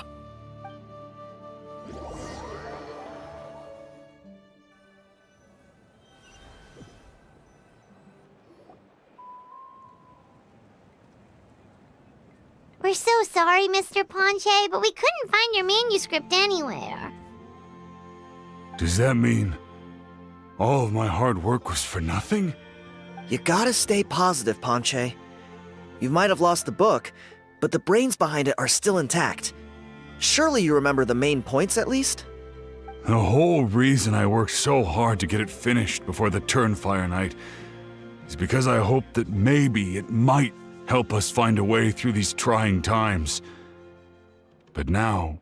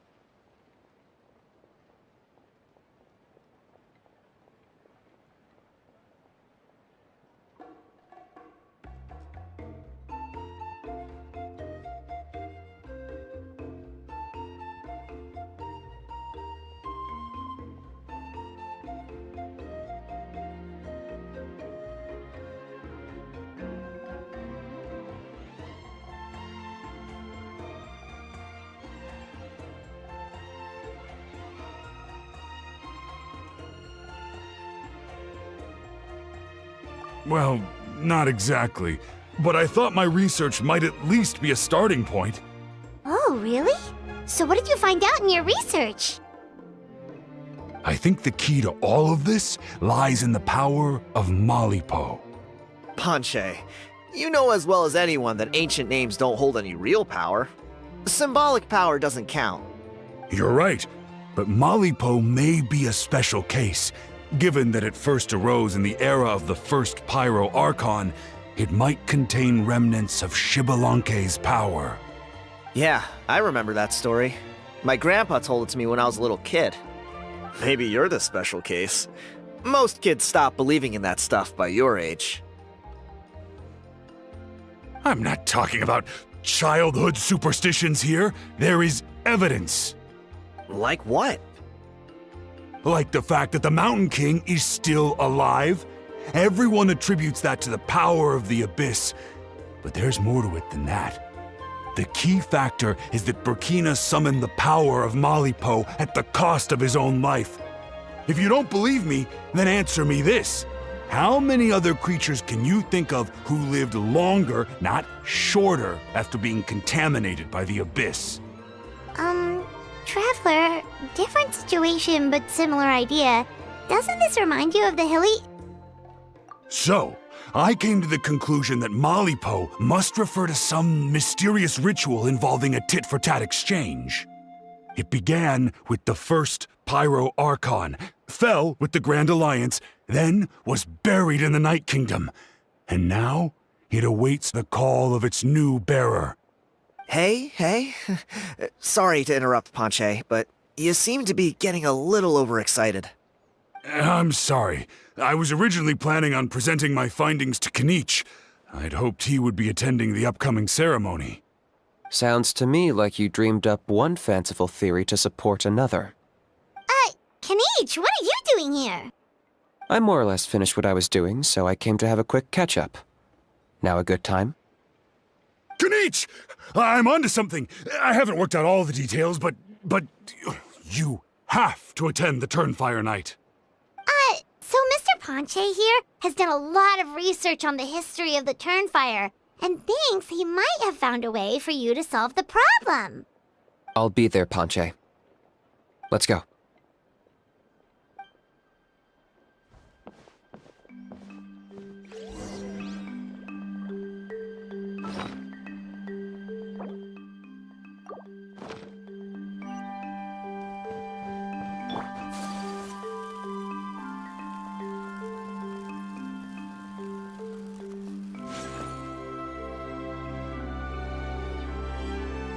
Here will do.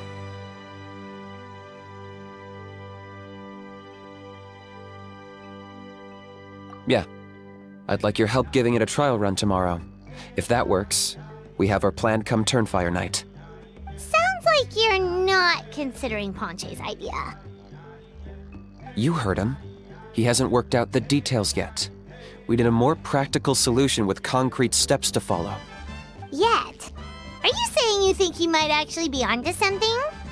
I think it's possible, based on something I know about the war 500 years ago. Burkina didn't fall to the Abyss. He was killed by the Mountain King in an episode of madness. In his final moments, Burkina made the fateful decision to not fight back, and instead pass his blood and power on to the Mountain King. Maybe he thought the Mountain King was stronger than him, and more valuable to the tribe. Or maybe it was just out of loyalty to his friend. Either way, I can believe the Turnfire was involved. Whether you think his sacrifice triggered it, or his fate was sealed from the moment he took the Malipo name, it makes sense to me. How can you drop these truth bombs with such a straight face? This is what I've gleaned from my many interactions with the Mountain King. His mind is so disordered. It took some time to piece it all together. The story Elder Trinidad told you was the more palatable version of events. The truth is even darker. The Mountain King's mind isn't just disordered. He is suffering and feels great shame. I believe he wants to be put out of his misery. What? Then what Should we grant him his wish? Of course not. We should help him move to a new home.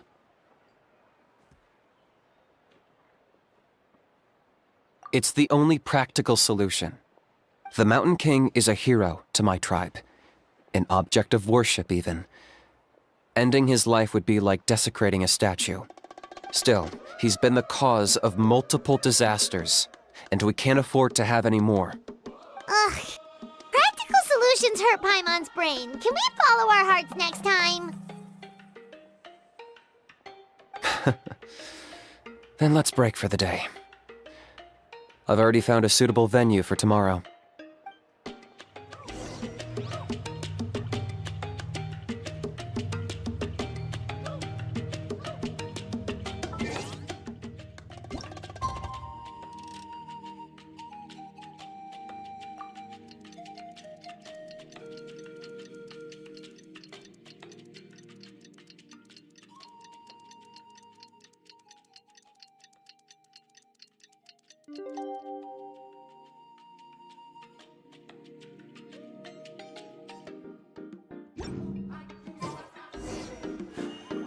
A blade embraces its duty.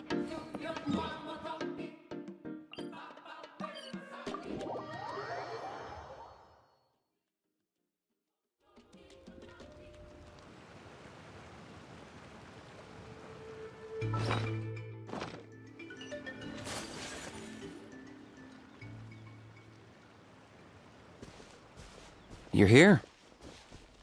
Very punctual. Oh, so the gruesome twosome come crawling back. Here to make amends after the gross irreverence you displayed last time? Very well. The almighty Dragon Lord Kahula shall grant you the audience that you seek.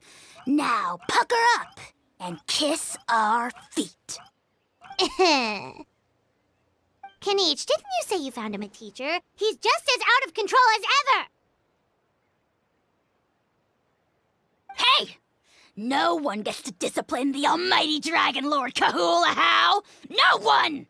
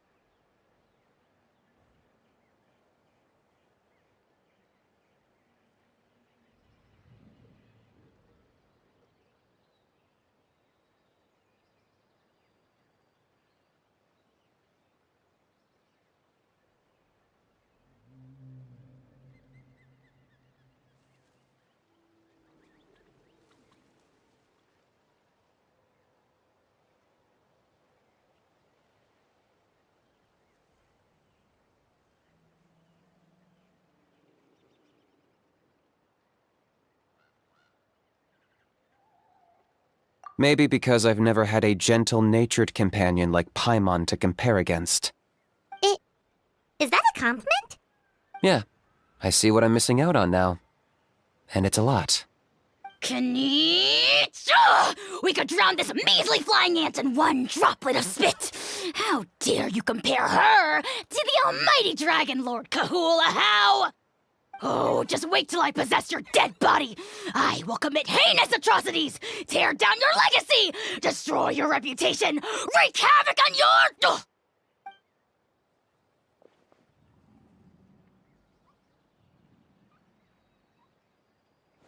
Traveler, Paimon, let's get down to business. Once we've opened the beastly rift, you're welcome to toss a how in there for a couple of days. With pleasure. You don't need to ask twice. I got my hands on this device in a trade. It's meant as bait, but it'll also stabilize the abyssal energy. The rift hounds will tear through space to get to this. Once they're here, we take them out and claim the rift for ourselves.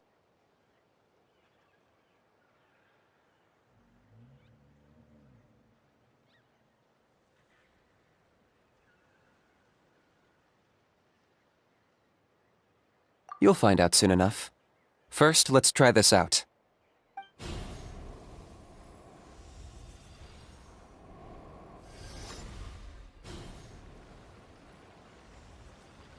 They'll tear you to pieces given half the chance, so be careful.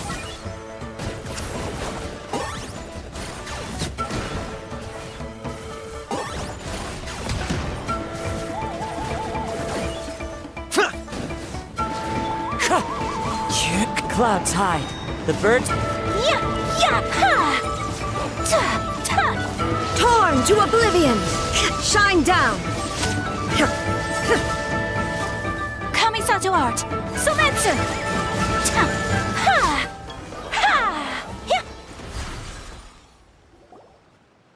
Uh-oh. Are there even bigger ones on the way?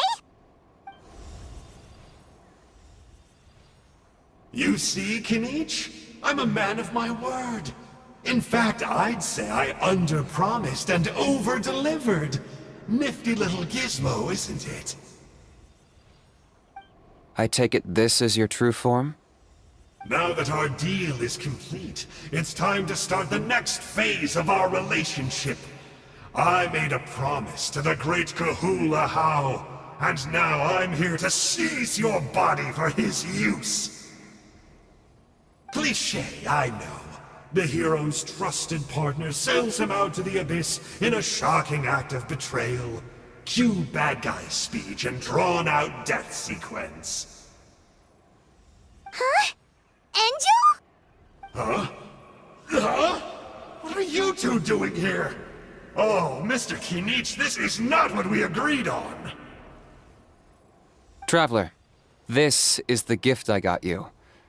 I know you're looking for intel on the Abyss Order, so I thought he might be of use to you. But it looks like you've already met. Yikes. Frosty reception. Gotta say, I kinda pictured this moment going a little differently.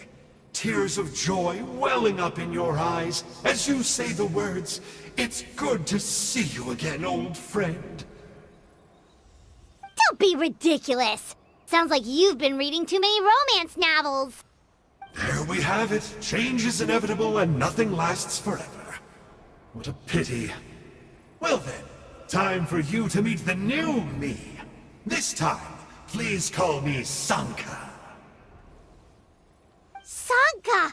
Aha! So you're Glasses Guy! You tricked Huni and Toba into telling you a bunch of stories! What does it matter? A name is a superficial label. It's what's deep down inside that counts. And I've shown you the deepest parts of me. That would explain a lot. Why else would you show up here and start acting like a wise guy? You looking for a fight? I'll pass. I do rather like you, as I've said before, but my one quibble is that you really don't know your own strength. Wait, of course! You're the one behind all the recent Abyss activity! Let Paimon guess, you've been provoking the Mountain King too! Haven't I told you before? I'm not part of the inner circle who do our Highness's bidding. My interests are far more low stakes. I spend my time digging for truth in ancient doodads and books. You really think a benchwarmer like me is capable of more than that? I investigated him. He's not connected to the recent events.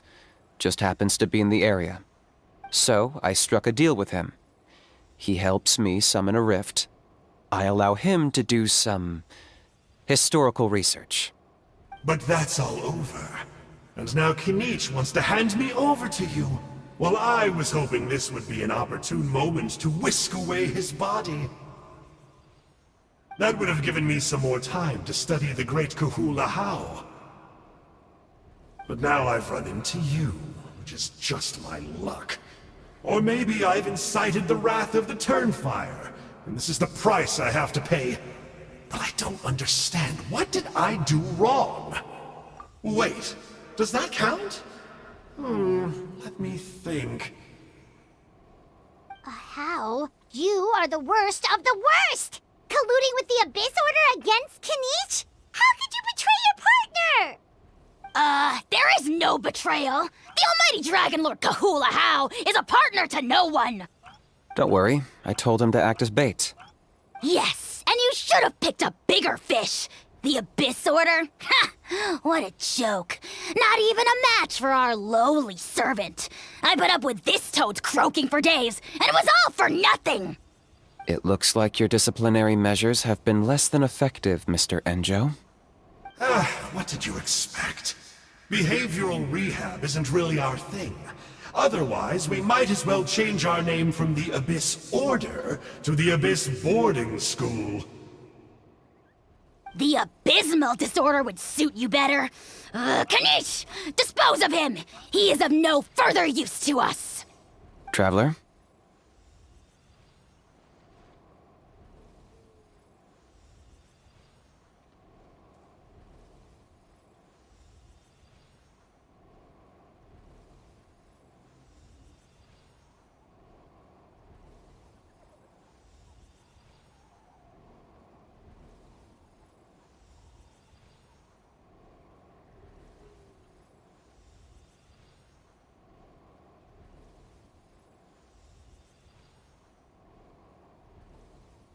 You see, this is why I like you. Still, you shouldn't underestimate me just because I'm a lowly clerk.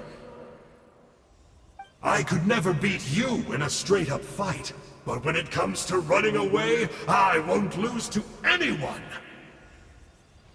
Do me a favor and remember how fast I disappear. Maybe then you'll show me a little respect next time. Darn! He got away again! Couldn't you have stopped him? It's all right. He's not worth our time and energy. Besides, it seems like he's in debt to a lot of people. I'm sure they'll keep him busy. If you say so. Still, Paimon's kinda surprised that you actually struck a deal with someone from the Abyss Order. To borrow that guy's words, names are superficial labels. Whether you call it the Abyss Order or anything else, it's a broad generalization at best. Think of it like apples that have fallen from a tree. If you tasted each one, you'd find that they're all at different stages of ripening. Even the unripe fruit blown off its branch before it's fully grown can still be brewed into a fine wine. Everything has its use. Huh. Well, in that specific sense, maybe Enjo's not such a bad apple. Not rotten to the core, at least. Of course! Only the almighty Dragon Lord, Kahula How, is rotten to the core and evil beyond redemption. Ugh. So what exactly are you anyway? You're definitely the evilest little thing Paimon's ever met. Don't worry, he can't hurt a fly.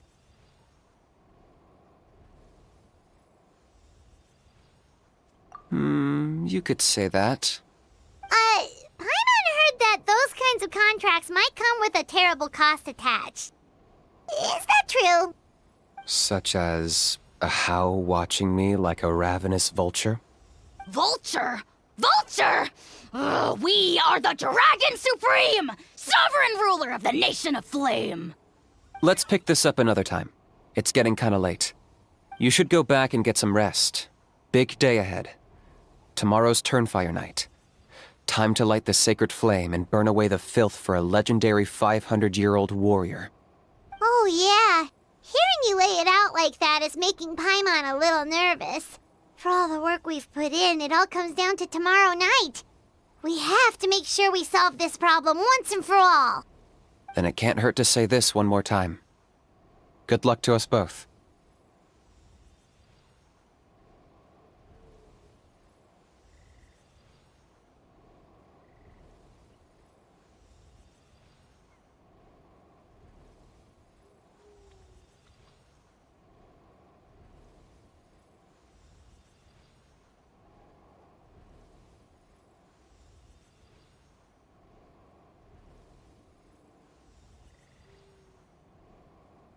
See you tomorrow.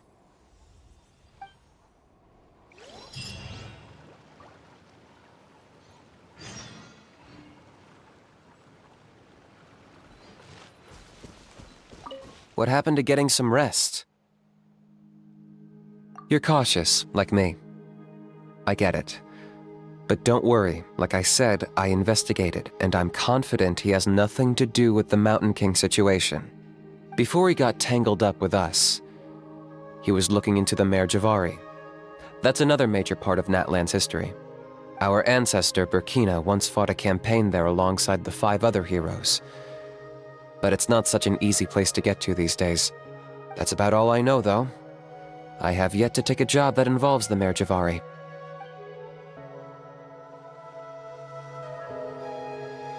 What happened to getting some rest? A house piqued your interest, huh?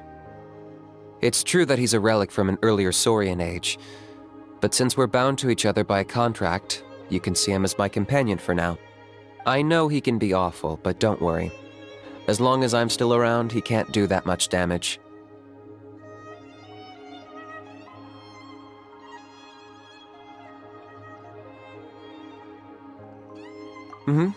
That's a key part of the contract. Ahau has to obey my orders and lend me his power for as long as I live. And after I die, Ahau gets control of my body. That's the price. Crazy, isn't it? That was probably the first time I really appreciated what it meant to pay a price. Then once I signed the contract, I received the ancient name Malipo. But that's a whole other story. We can get into it another time if you're interested.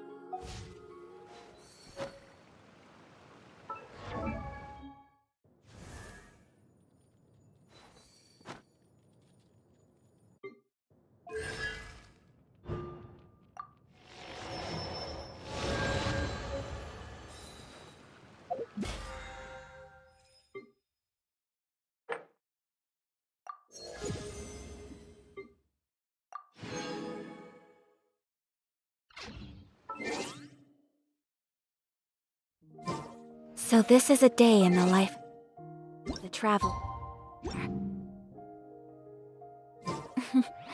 I'm learning more about you all the time.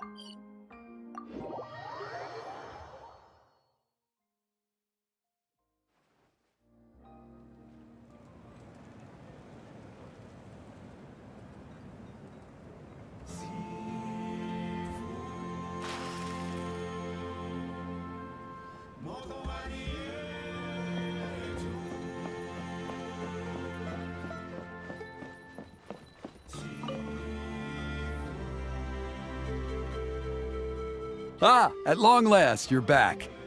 I hear you've done much for our people these last few days. Everyone has nothing but praise for you. Many young people have heard the rumors too. They're all eager to meet our new flame bearer. Well, they won't have to wait for long. It's almost time for the ceremony. We really hope we can resolve the Mountain King situation quickly and smoothly. Seems like a lot of people have been worrying about it, huh? Well, it's nearly time. So, if you're ready, then follow me to the ceremony site.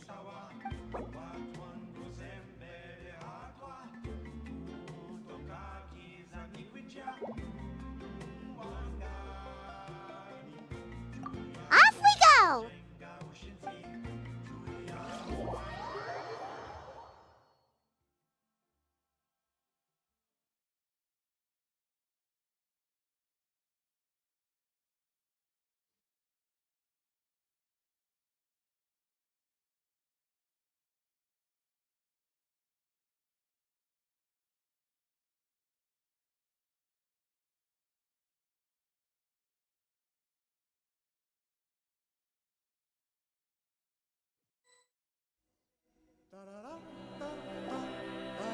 Here we are. Our honored guests have arrived.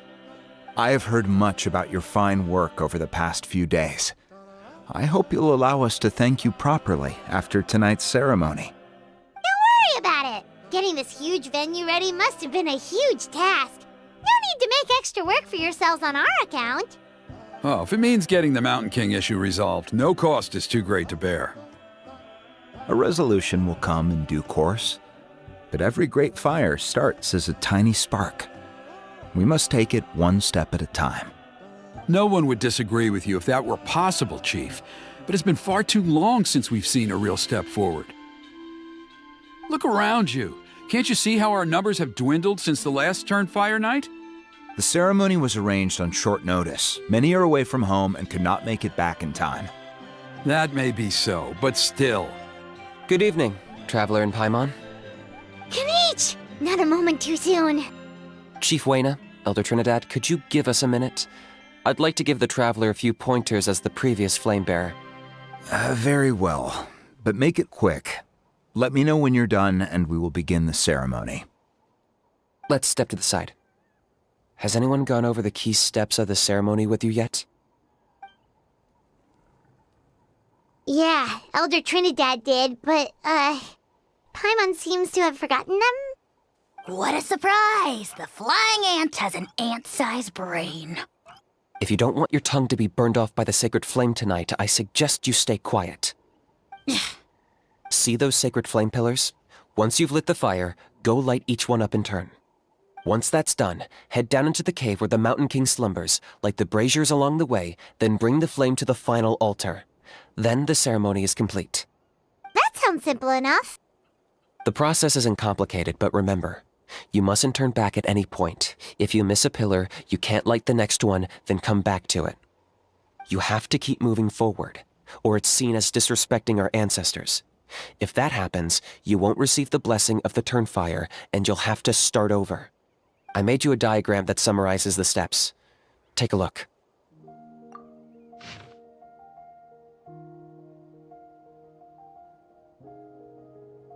So that's our part. What about you? I'll be with you the whole way, and once you've lit the altar, I'll start summoning the rift. You can leave that side of things to me. Just focus on your part. Okay, we'll try to remember all that and get it right the first time. Ready when you are. But I think I saw Huni and the others just now. Maybe you should say hi before you start. Might make you less nervous. Just tell the chief when you're ready.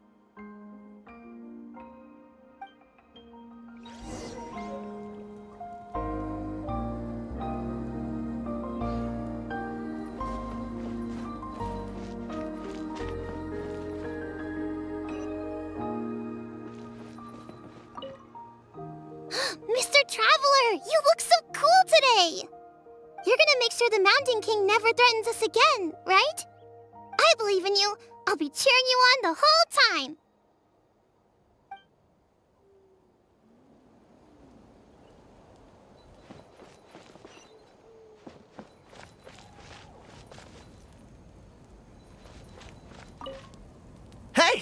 Bet you're surprised to see me.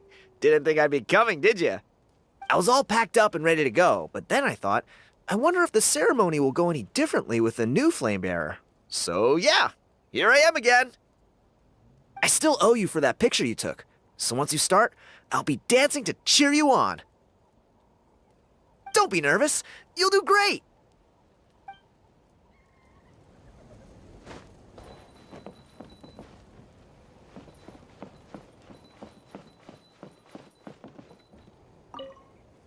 Mr. Traveler, you're finally here!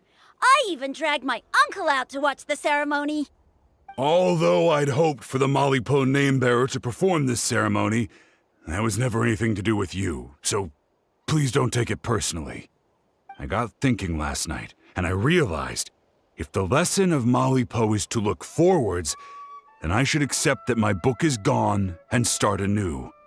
Besides, I'll have even more to write about this time, given this will be our first Turnfire ceremony featuring a flame bearer from another land.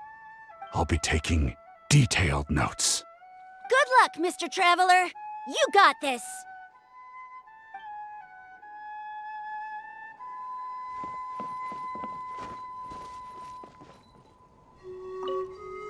Mighty Outlanders, the time has finally come. You know what must be done. Please remember, you must cleanse as much abyssal energy as you can. This is the only way to prolong the Mountain King's slumber. I am sure you have what it takes.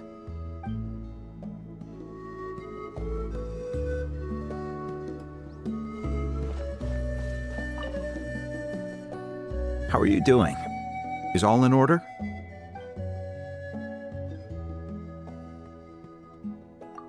I'm counting on you. Don't forget what we talked about. By past fuel and present flame, life marches ever on. My brothers and sisters, the time has come to light the fire once again, and let the Turnfire night shine bright in Hoytzitlan.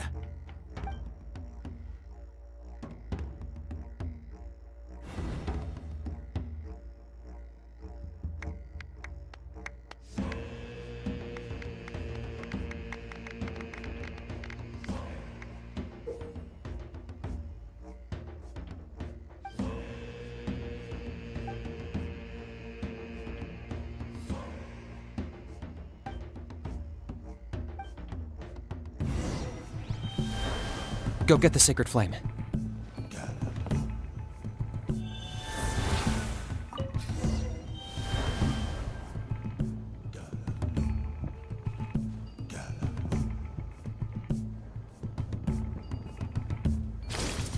Nicely done. Off to a good start. Great stuff.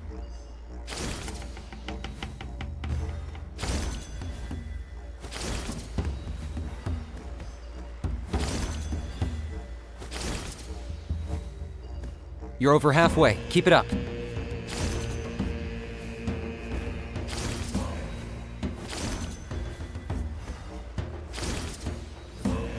Impressive. Just one more to go. Come on, one last push. The final sacred flame pillar is up ahead.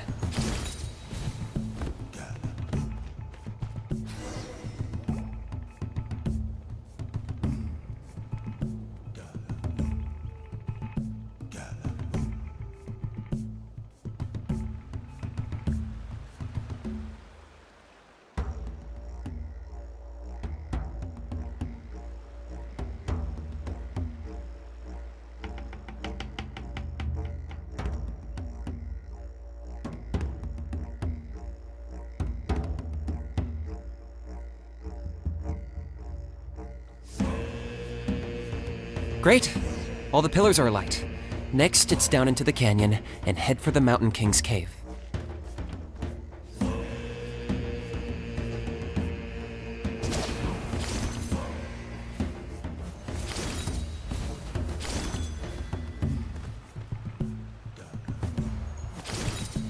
Almost there.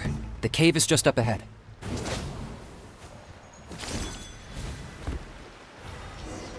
The Abyss presence is growing strong. We should deal with the contamination first.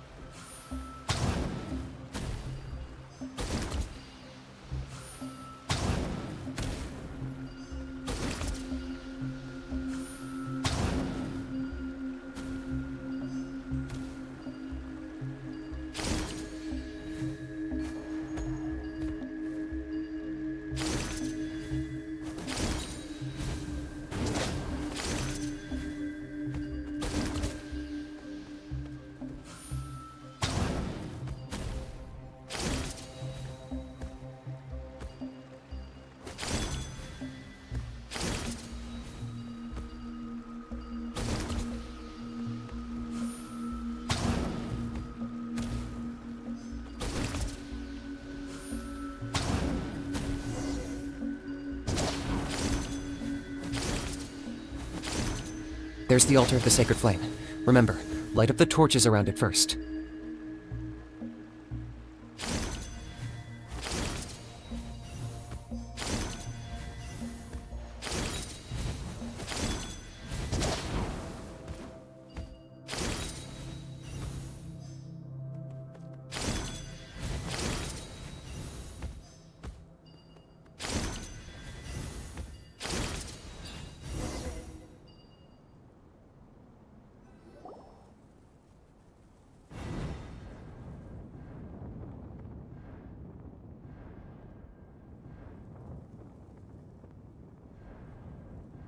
Woohoo! We've lit up the final altar!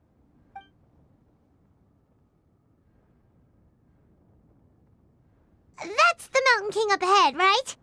That's him. Kangamato, king of the Yumkasaurs from 500 years ago. He's very powerful. Paimon can tell. He is huge. Let's tread carefully. We don't want to wake him up. You've made it at last. You did even better than I expected. Traveler, now comes the final and most important step of the ceremony. Please use the power of the Sacred Flame to cleanse the Mountain King of abyssal filth. There's no need this time.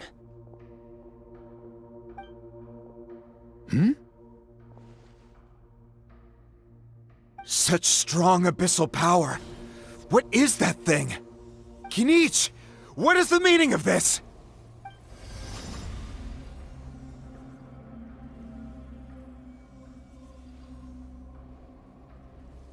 Is that a beastly rift?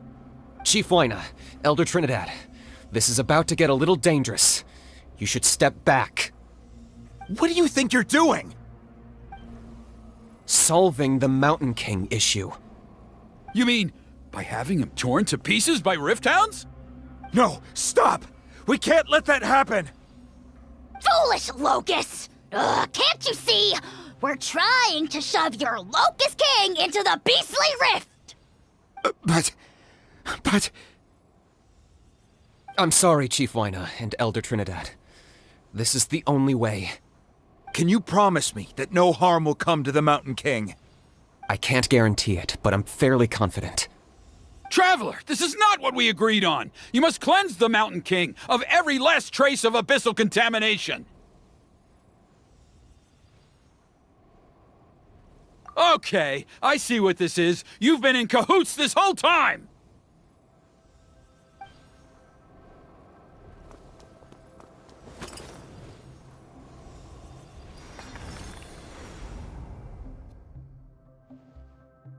Ugh, you imbecile! What have you done? Oh no! The device is destroyed! You forced my hand. I had no choice. Elder Trinidad! What are you doing?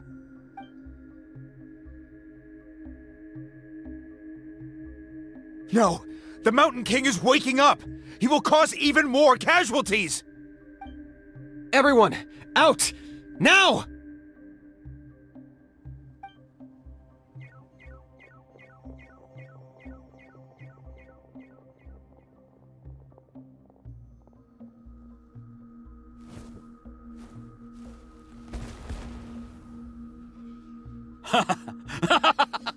Well, it seems there's only one way to awaken you all from your willful blindness. More sacrifices must be made.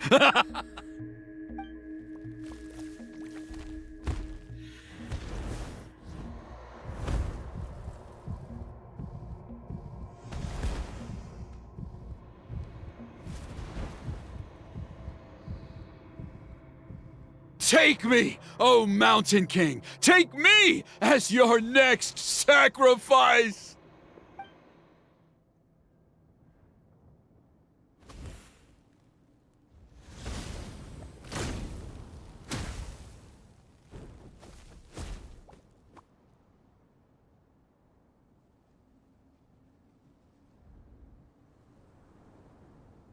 Everyone's still outside. We have to keep the Mountain King here. Give me a hand. Wind Strider. This is order. There is no escape! Fallen leaves. Adorn my night! Yeah! Whirling snow! Watch out for the fruits he's spitting out. I can use those against him. Yeah, that's it! Illusion shattered! Embrace the ice! Ha! Now you shall perish! Ha!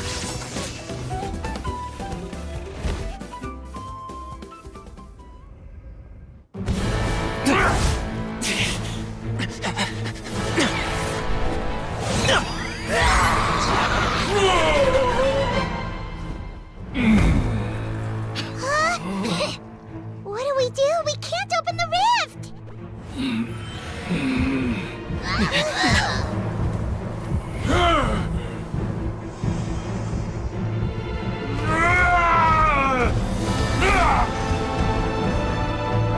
Kill me!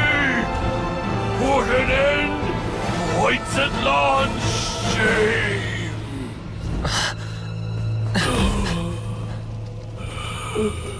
By past fuel and present flame, life marches ever on. Oh, Burkina, I must atone.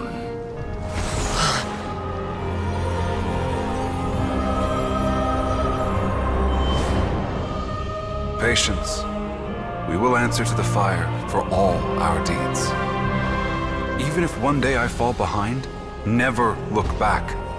Keep moving forward, as we are now.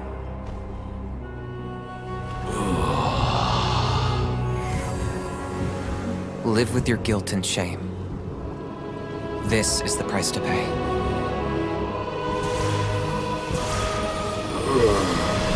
Heir to the Turnfire, please use my ruined vessel to train the heroes of the future. The will of Kangamato will march ever on, till the abyss is stamped out.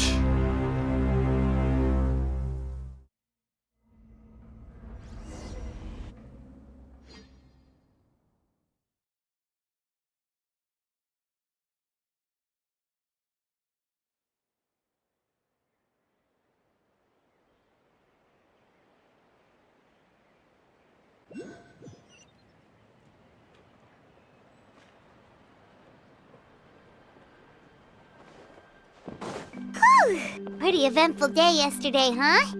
Paimon wonders how things are doing now. Let's go ask the chief!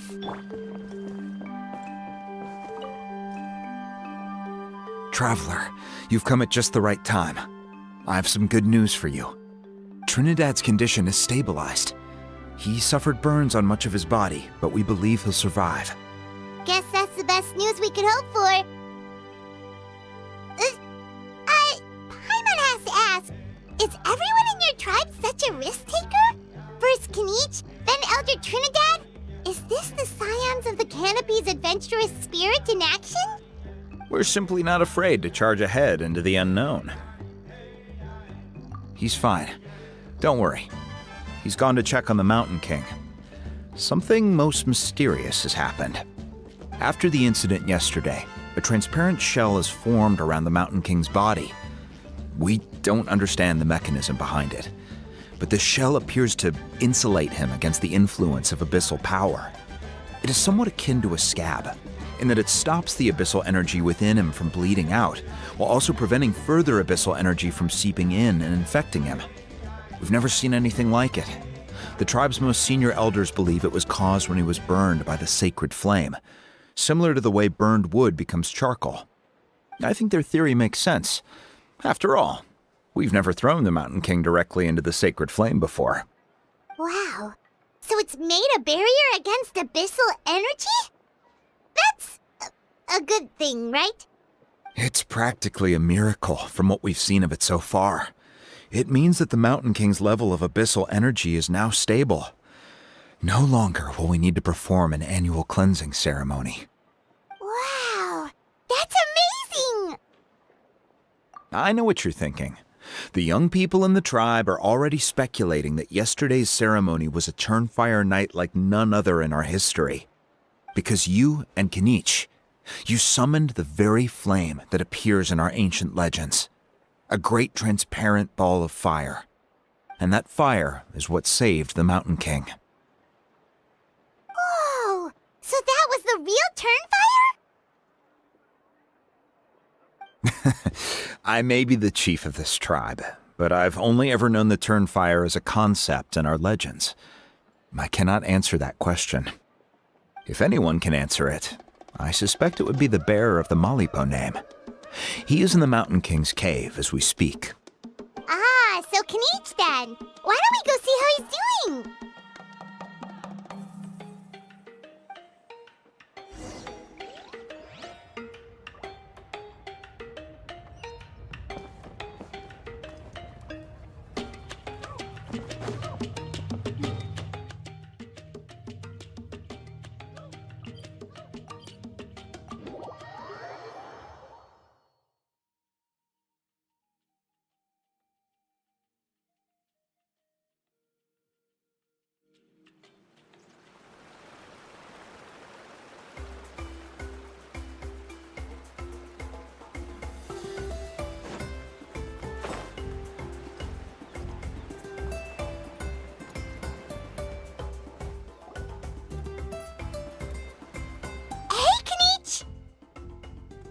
Hey yourselves.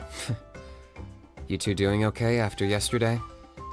We were gonna ask you the same question. You scared Paimon half to death when you rushed into the fire! Sorry, I couldn't just stand and watch the Mountain King get burned alive. So you thought you'd try and extinguish the sacred flame with Dendro? Or is that an attempt to make the almighty Dragon Lord Kahulahow die of laughter? The sacred flame only possesses a fraction of the Pyro Archon's power. It's not as if I was fighting the Pyro Archon herself. Kinich, when you went into the flames, were you intending to, Intending to what? to, do the same thing as Burkina? Sacrifice myself? Of course not. My focus was on keeping the Mountain King alive, not on what it would cost. But now I'm curious. What made you think I was going to sacrifice myself? Well, because everyone's saying the Turnfire is what saved the king last night. And Ponche's theory was that summoning the Turnfire is a tit-for-tat exchange, right? So, Paimon thought you decided to pay for it with your life. So you've heard that rumor too. I'm afraid I can't say for sure. What happened yesterday was a first for me too. Well, even if you don't know, there's probably no one in the world who does. What I would say is, if that really was the power of the Turnfire, I'd sooner believe that the Mountain King summoned it himself. The Mountain King? Then, what price did he pay?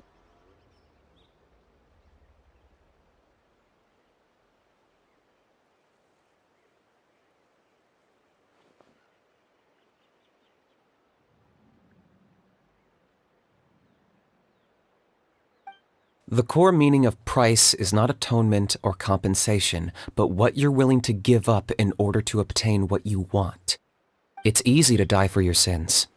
Much harder to live with the guilt and keep on going.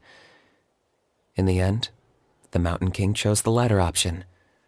For Burkina and for the tribe. That's the price he paid. Alright, so how is the Mountain King doing now? Health-wise, there's nothing to worry about. He'll enter a fighting stance whenever we set foot in his territory. But his attacks are gentler now and not as crazed as before. Like he said yesterday, he just intends to be a sparring partner for people to practice with. Yeah, I tried communicating with him again, but he didn't respond. We dare say that Locust King has well and truly lost its mind. The lights are on, but nobody is home.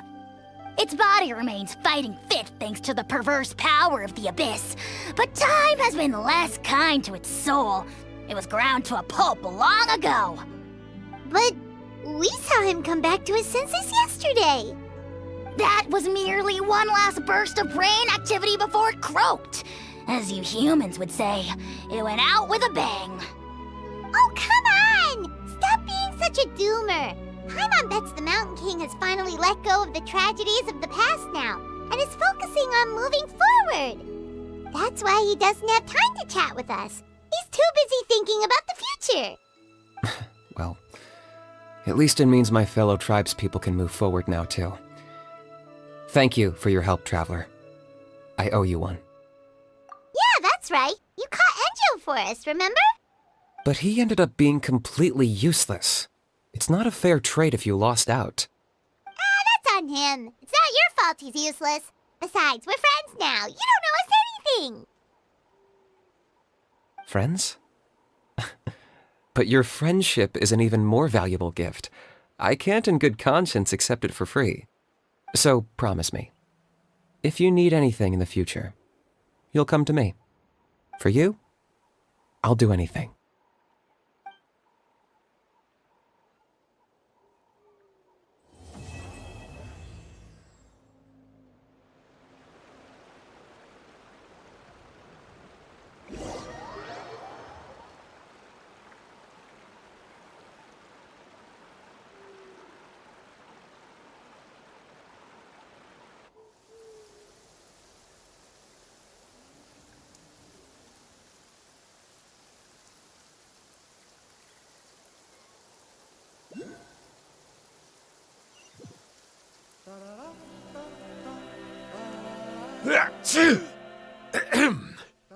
So, in the end, only poor little Huni got the sad ending?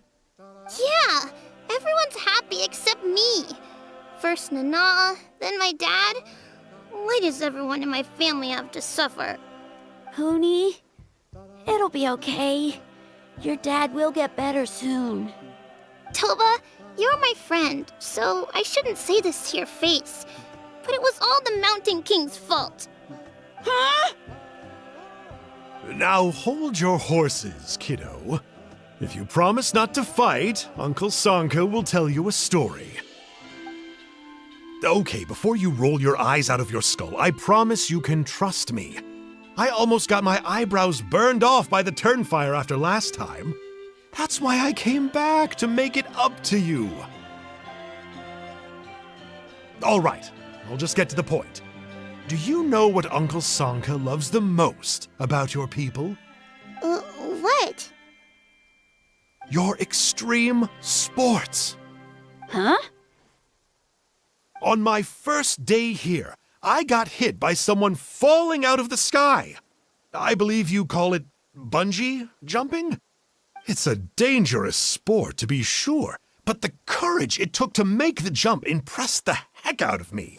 So, I introduced myself to the jumper, we made friends, and I even helped treat her wounds. Oh, such a nice friend.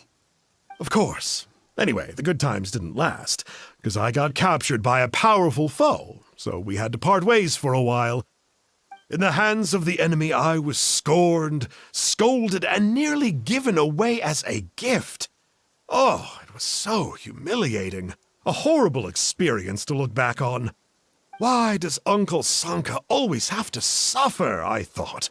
So I feel your pain, Huni. I was in the same position. But in the end, I made it through, and I left all of those painful memories in the past. I even managed to reunite with my friend. Is that it? The moral of the story is to look forward in life, right? Yeah, we've heard that one millions of times. Sorry, Uncle Sanka, but you're not cut out to be a teacher. Very smart, Huni, but not quite smart enough.